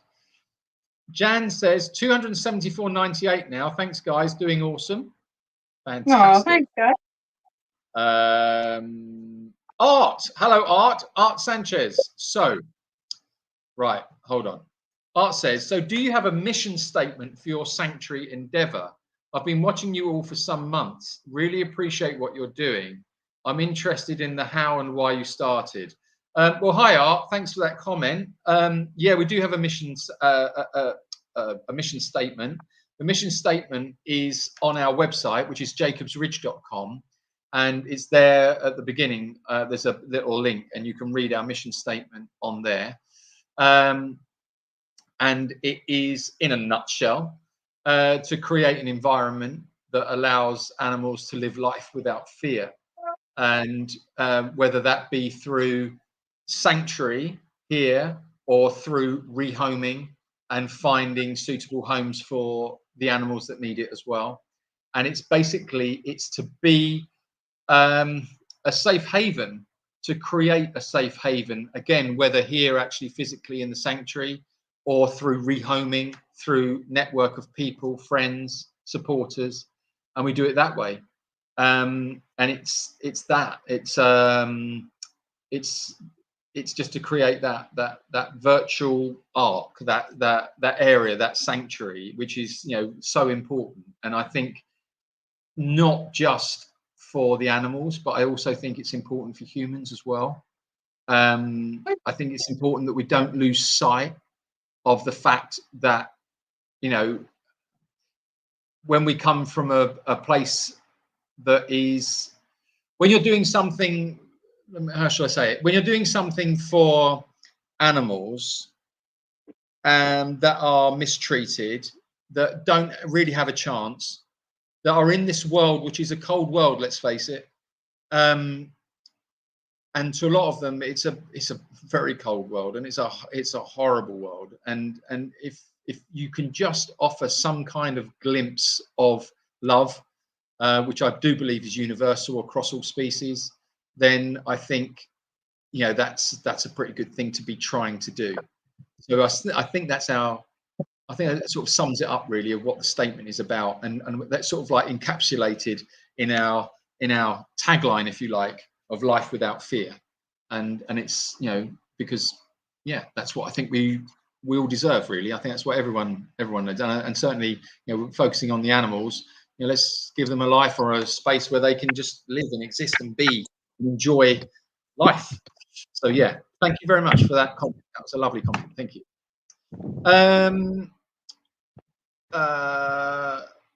Barbara. Well, I picked up a second comment there, but I don't see the first one saying, I don't know. Wait, what? You have to look at this. What? Go on.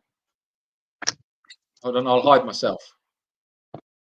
So Timo ran off barking at something and he didn't come back. So I've gone looking for him and this is what I found.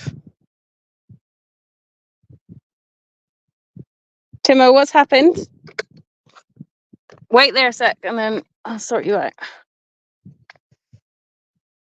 He's flipped himself over in his wheels. What happened? Okay, we're gonna sort this out. Ready? Okay. Wait. Couple legs there. Okay, you got a load of pine needles, but you're good to go. Good boy. Are you okay? Here.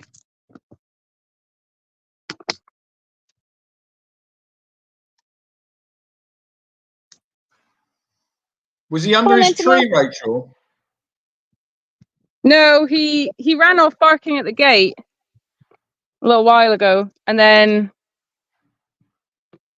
yeah, he just didn't come back. But he was just well, I don't know if you can see where I am. Yeah, I can see where you are. Yeah. Yeah. He the thing is, he gets so much speed up in that trolley, and then he takes off. And if he's on a curve or he's going around a corner, as soon as he takes off, when he lands, he sort of gets out of balance. So yeah, he's a bit of a loony, isn't he, in that trolley? Yeah, I knew he was down here still because I could hear the wheels like squeaking, and then I was calling him, and I was like, okay, I can hear his wheelchair, but it doesn't sound normal. So yeah. Oh, I see. Sorry, I've just realised what that comment was, Barbara. I meant you're wonderfully entertaining. You don't talk too much because you're informed and funny. All right, okay, yeah, it's about that. Oh, I'm just way behind. I've been chatting too much. Right. Right, Jane. Where's Jane gone? Is Jane back? Jane, was I rude? I wasn't being rude to you. I was only playing with you. Do come back. John Thee, thank you very much for your super chat. That's really kind of you. Thank you. Julian, you could talk for England, but we love it. Hey, I tuned in to see. So Mr. C says, I tuned in to see the stars of the show. Ronnie, Steve, and Barry. Where are those beautiful beasts? Well, you missed them. You were too late. Too late. You've got to pay your late fee now. It's dark now. You can't see them in the dark. Oh, Mr. C, what were you thinking? You have to watch it on replay, and then you can see them. Actually, did they make an appearance earlier? Yeah. Thanks for paying attention. Yeah, it's okay. Audine says, what I wonder about eating vegan is how to know you are getting all necessary nutrition. Are there charts or something about that? Good question, Audine. That's a question for Rachel because I don't have a clue. Yeah, I think to begin with, that is a bit of a worry. And then once you know what you're doing, it's easy. I would say the hardest thing, as long as you're eating, like, obviously when you're vegan, you're probably going to be eating more vegetables anyway. So you're going to be getting all your vitamins and minerals. The one thing that we can't, sorry, the cat's knocking the thing over. The one thing we can't get from food is B12. And that's because B12 originally would come from the soil, and the minerals in the soils are so depleted that they inject it into animals, and that's how you get the B12 from eating animals. So as vegans, we don't get that. So you should take a supplement for B12. And the other things are your omegas. So you want to make sure you're having like an algae source, something like seaweed, to get your omegas, and then your omega-3s as well, like flax and chia. So yeah, other than that, the other thing that's, I would say, hardest to get is protein. And there are Barney, get out. One sec. Out. That's not your bedroom. Hello. I would literally be dead without Rachel. I didn't know any of this. I'm learning. Sorry. Yeah. So the other thing is protein. There is a lot of different protein sources, but it tends to be you need to eat more of it than if you were eating a meat protein. So things like tofu, seitan, they have quite high protein. Peas, very high in protein. Beans as well are a good protein source. So yeah, you just need to make sure you're eating enough of that, especially if you are active. But yeah, it's not rocket science really. And there's like loads of resources out there. There's what's that doctor called? The vegan Dr. Gregor, isn't it? He's really good. Do you know who I talk about? No, Dr. I don't remember. Grezer. He's very good. Look him up. But I yeah. don't know him. Also, as well, there are a lot of like fake vegan products, and they're really good for when you first go vegan because you can just swap out, say, like, I don't know, vegan. You can swap out chicken for like vegan chicken or sausages for vegan sausages. And they're very good, easy meal swap, but they tend to be quite processed, same as a lot of the meat options are quite processed. So that's just something to be aware of. But yeah. Okay, thank you very much for that. Another question for you. Any chance we can see Onyx? Yes, I'll just get Timo sorted and then we can see her. Okay. Honestly, I haven't stopped all night. I've been working hard and you've just been playing with the animals. Honestly. Right, we will see. So Onyx will be making an appearance very shortly. So stay tuned to watch Onyx. Onyx will be with us. Jane says, I'm a vegetarian and am slowly going down the vegan path. Oh, that's good, Jane. Cool. Marvelous. Jean says, hold on. I recently had to edit my Muslim ex-husband's booklet on halal slaughter. It's a tad more humane than the usual methods, but still grim. Oh my word. Yeah. I mean, it's sort of it's slaughter, isn't it, at the end of the day? But yeah, I don't know.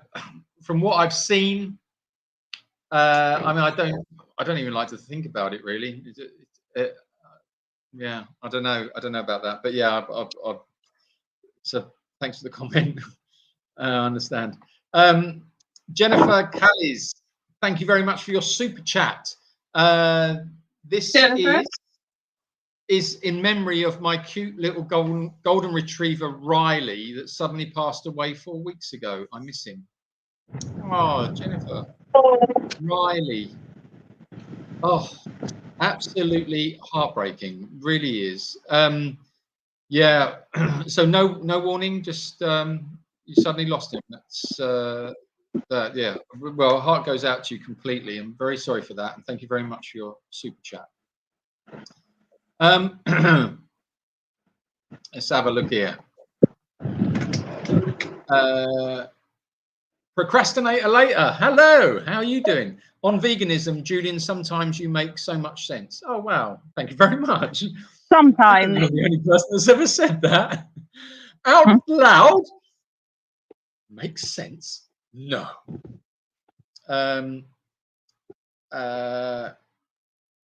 Jennifer, there's some comments on here, just expressing the same. We're very sorry for your loss, Jane, Gail. Was Daisy the black lab? Joe, yeah, Daisy was the black lab. Yes, just answering you there. Jan says we're at 286.97, guys. Can we break the 300 mark before the end of the live? Oh, come on, guys. 300? I'm so far behind, aren't I? I'm so far behind. I know I am. Right, hold on a minute. I'm going to skip forward a little bit here. Linda says, for Monique and Jennifer, sending hugs. I know it's hard losing your dog, but it's like family. Yeah, absolutely. It really is. Well, it is family, isn't it? It is family. Okay, it's just a bag. Gail says, just following on from that last comment. Aldine, there are charts. Oh, hold on. Rachel's having a moment. Aldine, there are charts. There is something like a nutritional calculator. Can't remember the name. Can anyone else? A nutritional calculator. I didn't know that existed either. I'm learning so much this evening. Audine asks, is Onyx weaned now? I'm gonna lose myself Yeah, for a second. she's still having milk, but with just like for her biscuits. So she's eating like pate, and then milk. So it's like soggy biscuits soaked in milk, basically. And I think she's hungry now, so I'm gonna feed her.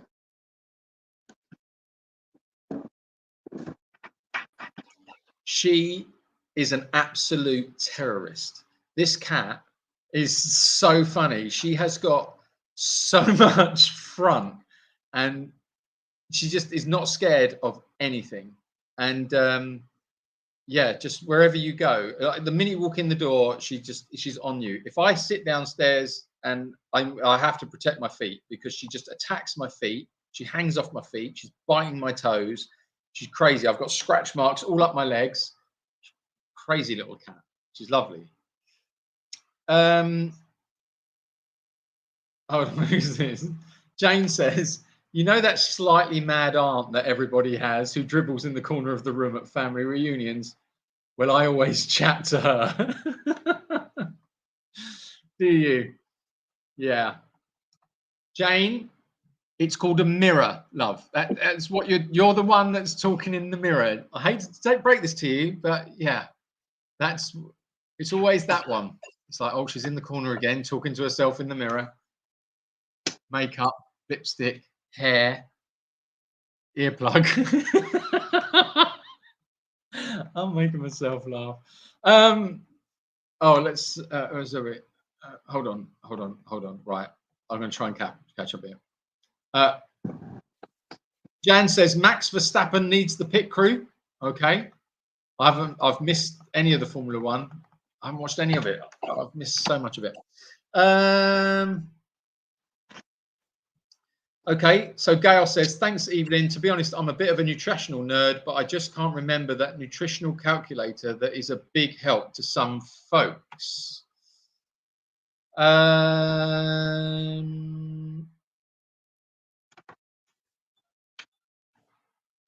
I'm watching you. Oh, Evelyn was saying earlier that there's loads of books and websites that can help. Yeah. Right, okay, so Timo's had a wreck. Yes, he did have a wreck. I'm just going to catch up a little bit here. Where is he? Who? The little Onyx. I'm outside now. Jane is still here. She's making a hearty fruit salad. Well, that's good to know, Jane. Pervy Leslie. Where did we get onto Pervy? Where did Pervy? Let's say, Gail. Pervy Leslie. Did you invite Pervy Leslie into this chat? Leslie would love my salad. What's this outrageous stuff going on here? Right. Okay. Well, if you've just joined us, Jane is Jane's in the chat, and Jan. Jane and Jan are in the chat. Jan's being relatively well behaved. Jane, on the other hand, lost it. And she's invited Pervy Leslie. So yeah, it's all going on now. Jan says we are still on 286.99. Can we break the 300, guys? Come on. No, I like a joke, but we are so bloody close to 300. We should definitely hit 300, or there will be trouble, mind. We will try it.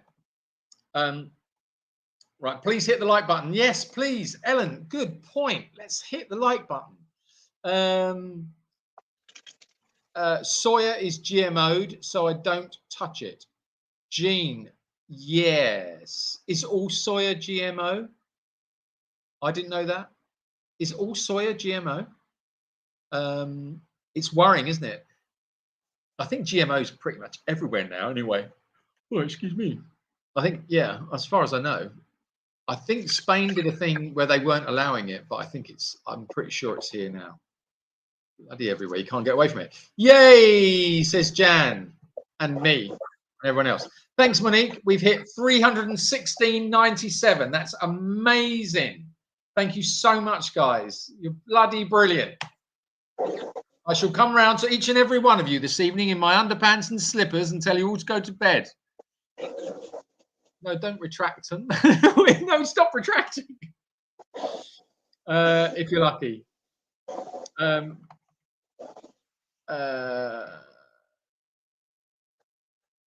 Let's have a look. Hold on a minute. Right. I don't know what's going on here. Right. Jan says, I followed Formula One since the early 60s. I gave up a few years ago when it became all about the Kerching. Oh, the Kerching, not the Kerching. Yeah, I was... when was Senna? Senna died in 94, wasn't it? It was the 94 race. I remember that. I was really into the season in 94, really into it. 95, 96. Then I fell out of it after then. And I haven't really got back into it since, actually. But I used to love it. Which month do the rains come? Well, Deborah, normally we would see rains. You might get some in late September. October, I would say normally we get rains. But recently, they just hasn't been materializing. We just haven't been having them. So, I mean, we pretty much missed a whole year's worth of rain last year. It just didn't come. And yeah, it's very, very worrying when that happens. Joe says, wow, £316. That's fantastic. It sure is. It surely is. Thank you very much. Right. Jan's looking for some backup. I don't think you need any backup, Jane. I think you're well on your way. Thanks for the nightmares there, Julian. That's all right. Yes, I will be appearing in your dreams. Deborah says, to those who want to go dairy-free, you can make your own milk from nuts. You need a blender and cloth to strain. You can use walnuts to get omegas. It's a little bit of work, but it's good stuff. Oh, thanks, Deborah. Rach, got anything to add to that one? I know you make some milk. Yeah, I've got a machine. What's it called? What's the machine called? Milky, Plantly, I think. Oh, Plantly. Milky Plant. That's Milky Plant, yeah. And it is very good. It saves a lot of that hassle with having to like strain the milk out of with using the nut bag thing. So it's a lot less messy. Yes. I knew you'd pick up on that. Well, I always pick up on a nut bag. The thing is, when you're using the nut bag, you've got to squeeze it.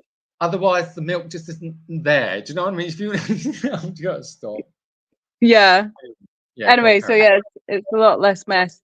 The only thing I will say about it is it only fits their own brand of jar or container, whatever you want to call it. So that's my only gripe with it. But yeah, you can always buy more of them, I guess, hopefully, and then spend more money with them, which is what the plan is. But yeah, it's very good. And my favorite to do is walnut and cashew. Sorry, have I tried walnut? Yeah, I have. Cashew and chia is very nice. I like that on my cereal. Okay, thank you for that. Top tips coming in there. Jan says, sorry, we're all watching Onyx. Where is Onyx? Well, it's gone now. You're too far behind. I'm so far away. Oh, look, there's other people. Obviously, Jane picked up on nut bag there as well. Jan just peed a little bit. Have we just walked into a Carry On film? I think we have, Caroline. Yes. Why do you need to make milk? I just gave it up and all other dairy. Oh, okay. So Evelyn doesn't have any milk whatsoever. Well, that's good. Oh, she's here. What about tea and coffee, though? Oh, hold on a minute. Oh, let me get you a chair. I say, all this talk about bloody nut bags. Tea and coffee, cereal. What else?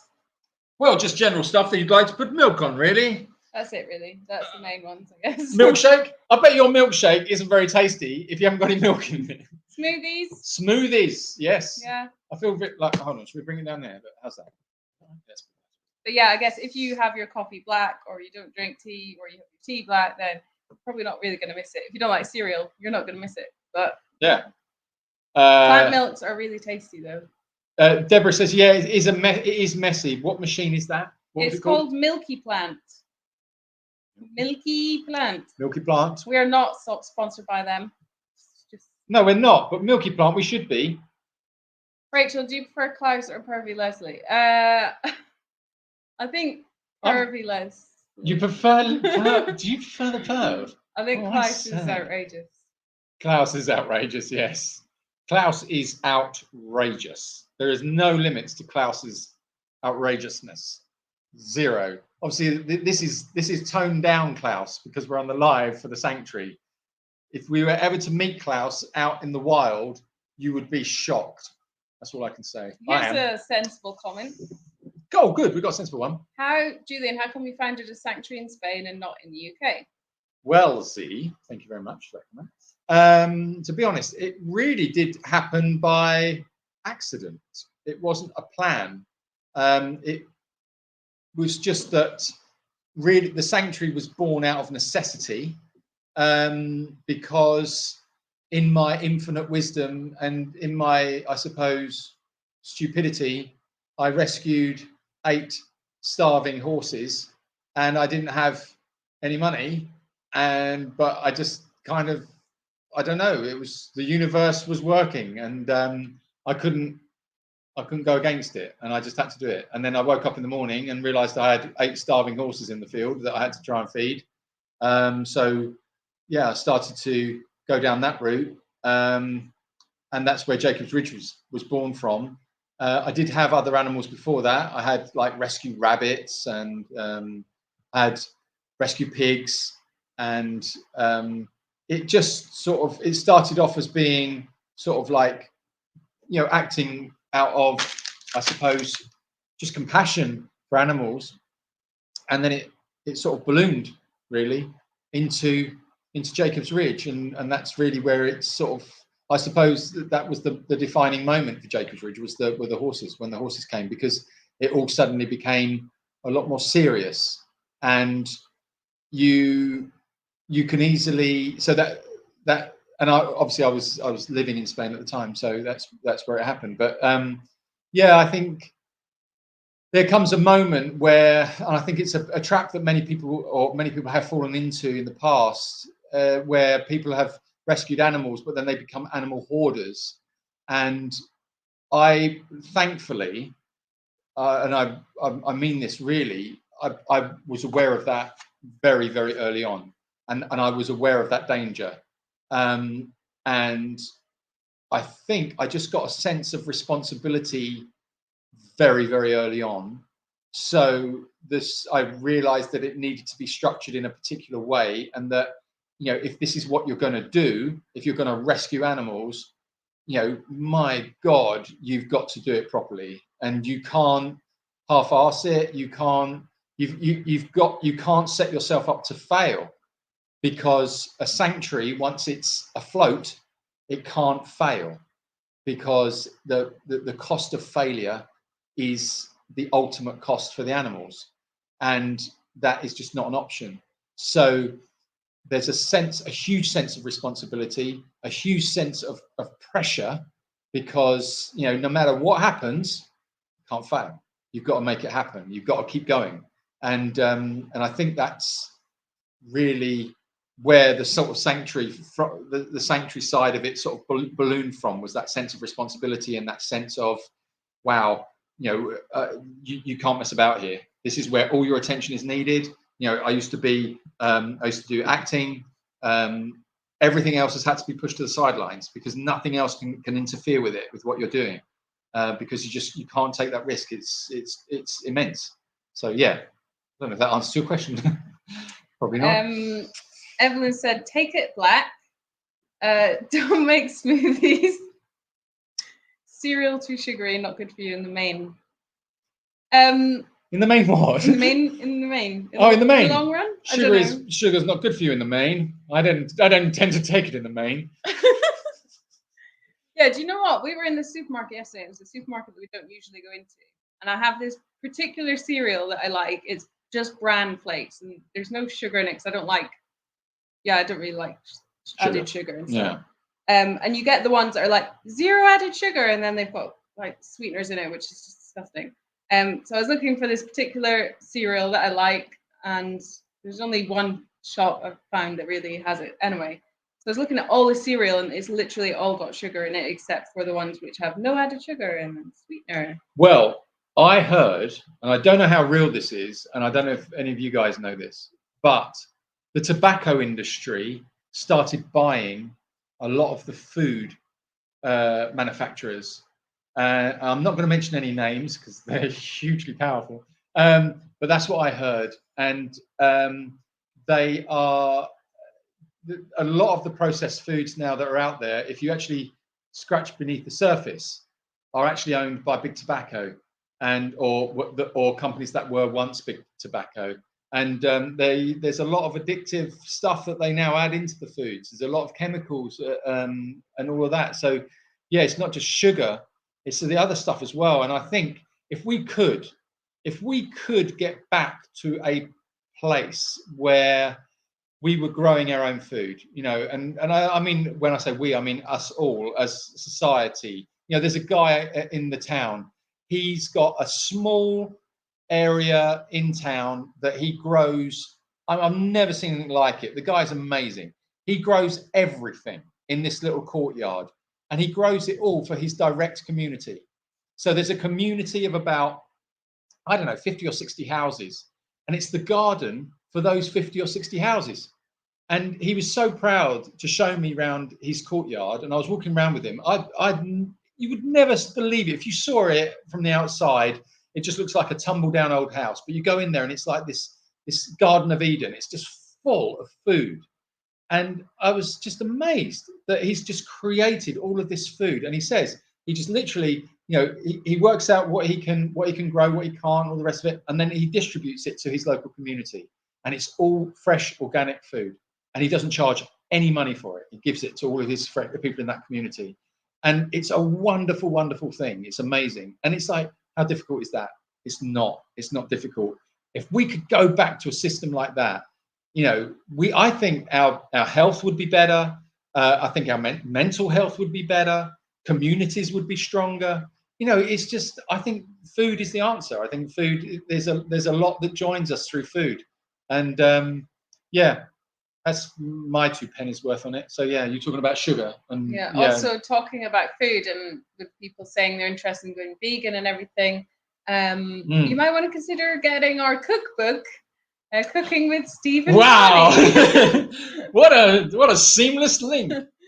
Yeah, it's on Amazon. Just Google, just Amazon search Cooking with Steve and Ronnie, and yeah, there's loads of good vegan recipes in there. By Steve and Ronnie themselves, and some nice illustrations and things of the donkeys, which we think we like. Yeah. Someone's concerned about their plant. It's not doing too bad. I did water it the other day. Hold on a minute. You didn't just water it. So I came into the room the other day, and Rachel was stroking the plant like this. Yes, right? You need to stroke it. And I was like, "What are you doing?" And she said, "I'm stroking the plant." I was like, "Why are you stroking the plant?"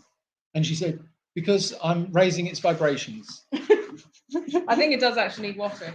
But I think part of the problem with this plant is there's not a lot of sunlight in this house, which is good. Obviously, in summer, you don't want the sunlight in here. But it's very difficult for growing plants. And Julian moved it out of the windowsill because he didn't like it there. So now it's got less light. And well, no, it's just that because if there's a plant in the window, there's no light coming into the room at all. And it's like, anyway. I will water it now. Okay, you're watering. Good. Right. Okay. Now then, Aldine asked, will your children come to help soon? I hope so. I don't know. I think they're just busy and they don't want to get involved in all this. They've got their lives to lead. But it would be nice if they came out. I do like to see them out here, but they don't really like coming out because they have to do too much work. Jean says, the two of you are wise, kind, funny, and evolved. Thanks, Jean. What a lovely thing to say. Thanks, Jean. Thanks, Jean. Sorry, I mustn't do that. Thank you. Odine says, I am diabetic and have to watch how many carbs I eat. Are there any books, etc., on how to eat vegan while being a diabetic? I'm sure there must be, Odine. I don't know of any, but another good thing is if you're on Facebook, you can join vegan groups and just ask them for advice. And a lot of them will be able to give you some good advice. Carbs, I guess if you went for, I don't know, there is carbs in a lot, isn't there? Carbs in everything. There's carbs in everything. There I guess are. if you went for like a raw diet, there might be less carbs in that. Less carbs in a raw diet, I guess. I don't know. You're asking me about food. What do I know about food? Well, I guess you've got complex carbs and then you've got simple carbs. No. Guess what I'm made of. Rachel, do you eat oats? You can make your own granolas. Yeah, but granola, you need like something sugary to bind it, don't you? So it's always really sugary granola. I've got no idea. I don't feel like I'm part of this conversation. Right, Gail says to Odine, Dr. Neil Bernard and Prira from Batu. You'll get lots of resources from there. So there you go, Odine. Yeah, show that one. Have a look at that. Have a look at that. Jo says she's going to try the book and try some of our recipes. Yay! I think you'll love them. There's some really good ones in there. Jan says, I heard you shouldn't touch plants because of the oils in your hands blocking their leaves' porousness. It's interesting. Have you heard that before? I haven't heard of that. No, apparently, yeah. Actually, do you know what, Jan? You're right. I've heard that before. I've heard people that they put on gloves to do it. But you can do it. Yeah. You must do it with gloves. Yeah, or a cloth or something. Yeah. Yeah, so you're killing plants. Well, it was full of dust, so it probably. I think you're so clever now, huh? I think we should go now because I'm quite hungry. I'm hungry. All this talk of food has made me hungry. Oh, Dean, this is an interesting one. I've heard that talking to plants helps the plants grow. They did a study. Was it with rice? Remember? Oh, sorry. I'm just answering that. I'm just going to look like a ventriloquist act. And it really does look like a ventriloquist act. Is it like Rachel's dummy and I'm the ventriloquist? Or is it the other way around? Yeah, it should be the other. I'll do that. Then I'm the dummy. Well, I'm the dummy anyway. I'm the dummy anyway. Okay. All right. Thanks for that. Anyway, go on. Carry on. Back to the normal stuff. The rice. Yes. The rice experiment. What was that? So they had. Can I perch on the edge of that? Yeah. My ankles are really hurting me. Can't remember the. Oh, that's better.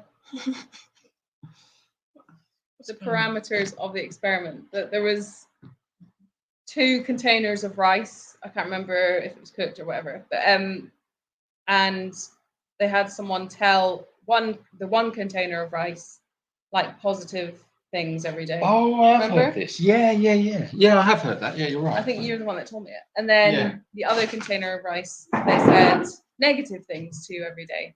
Yeah. And the container of rice where they were saying positive things to was fine, normal, all good. And the container of rice where they were saying the negative things to went all like black and moldy. Moldy, yeah. Well, this is what goes back to what we were saying earlier on about when who was it that was saying about not having the character to go vegan? It's like you mustn't ever berate yourself.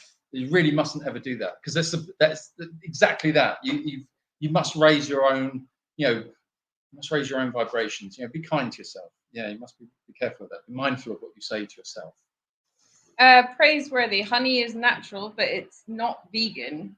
Honey's not vegan, and I think it takes a bee their whole lifetime to make 1 to 2 teaspoons of honey or something.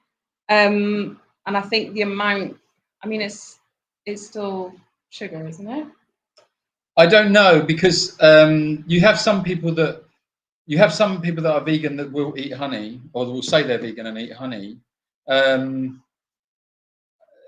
It's another one. It's a bit like people that are vegan and still ride horses and stuff like that. It can be a bit contentious, but I think you can only speak for yourself and how you feel about it. Yeah, it takes a long time for a bee to make the honey, and yeah, it must contain a hell of a lot of sugar, I would think. But look at what look what honey does for wounds. Yeah, it is good for wounds, isn't it? Medicinal. I mean, it's unbelievable for wound healing. So I guess it's a natural sugar. So it's primarily made up of sugars, 40% fructose and 30% glucose, and water 17%, the remainder being sugars, carbohydrates, and a small amount of vitamins and minerals. Okay. Yeah, so it is a sugar, but yeah, well, clearly, yeah. Yeah, I don't know. Yeah, it is meant to be very medicinal, isn't it? Yeah, it is. Yeah, maple syrup is good for sweetening. Oh, I oaty do stuff. like maple syrup. Maple syrup's the business, isn't it? I like that. It's so expensive, though, isn't it? Or it is over here.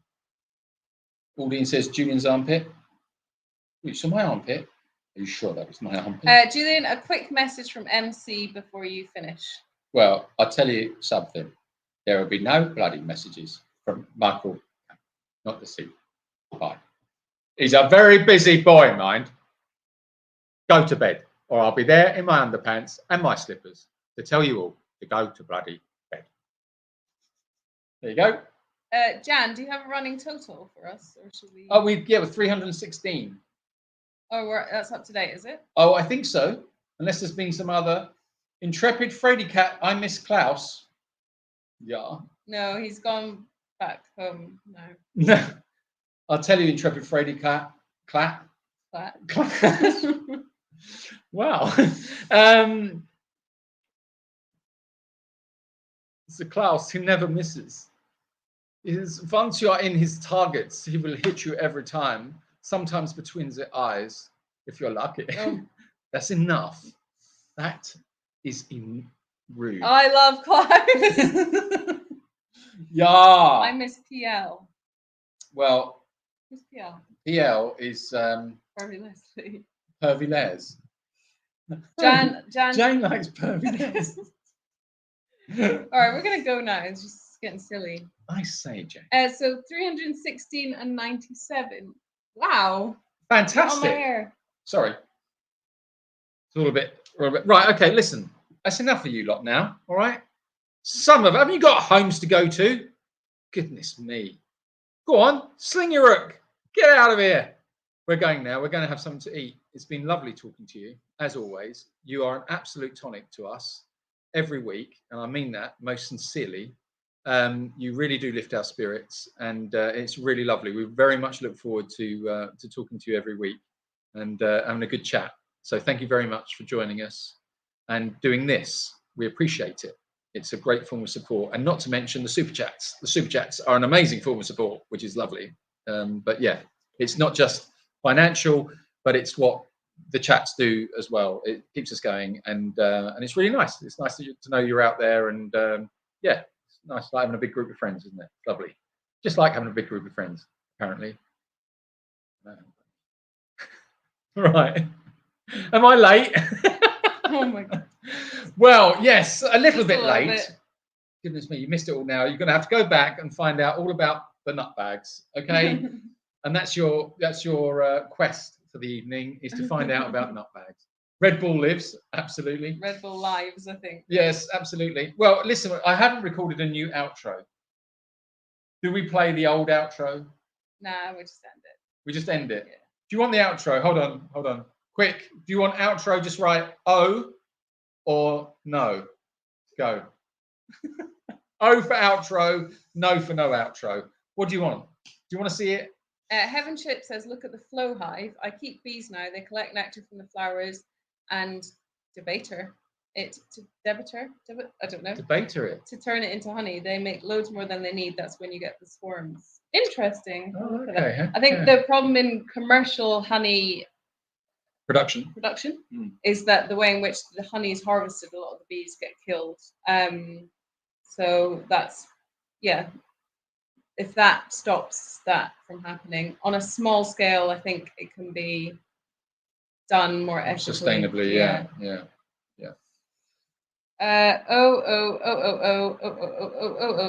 Lots of O's. Play the outro. Okay. Thank you very much, everyone. Okay, guys. See you later. We'll play the outro. Yeah. Go there. Then Here. I'm gonna be, and then it's down towards the bottom. It's called outro. I think you just got to find it. Bottom. Da, da, da, da, da. Play There the it is. outro. Bye, All right, guys. guys. See you later. Love you. Bye.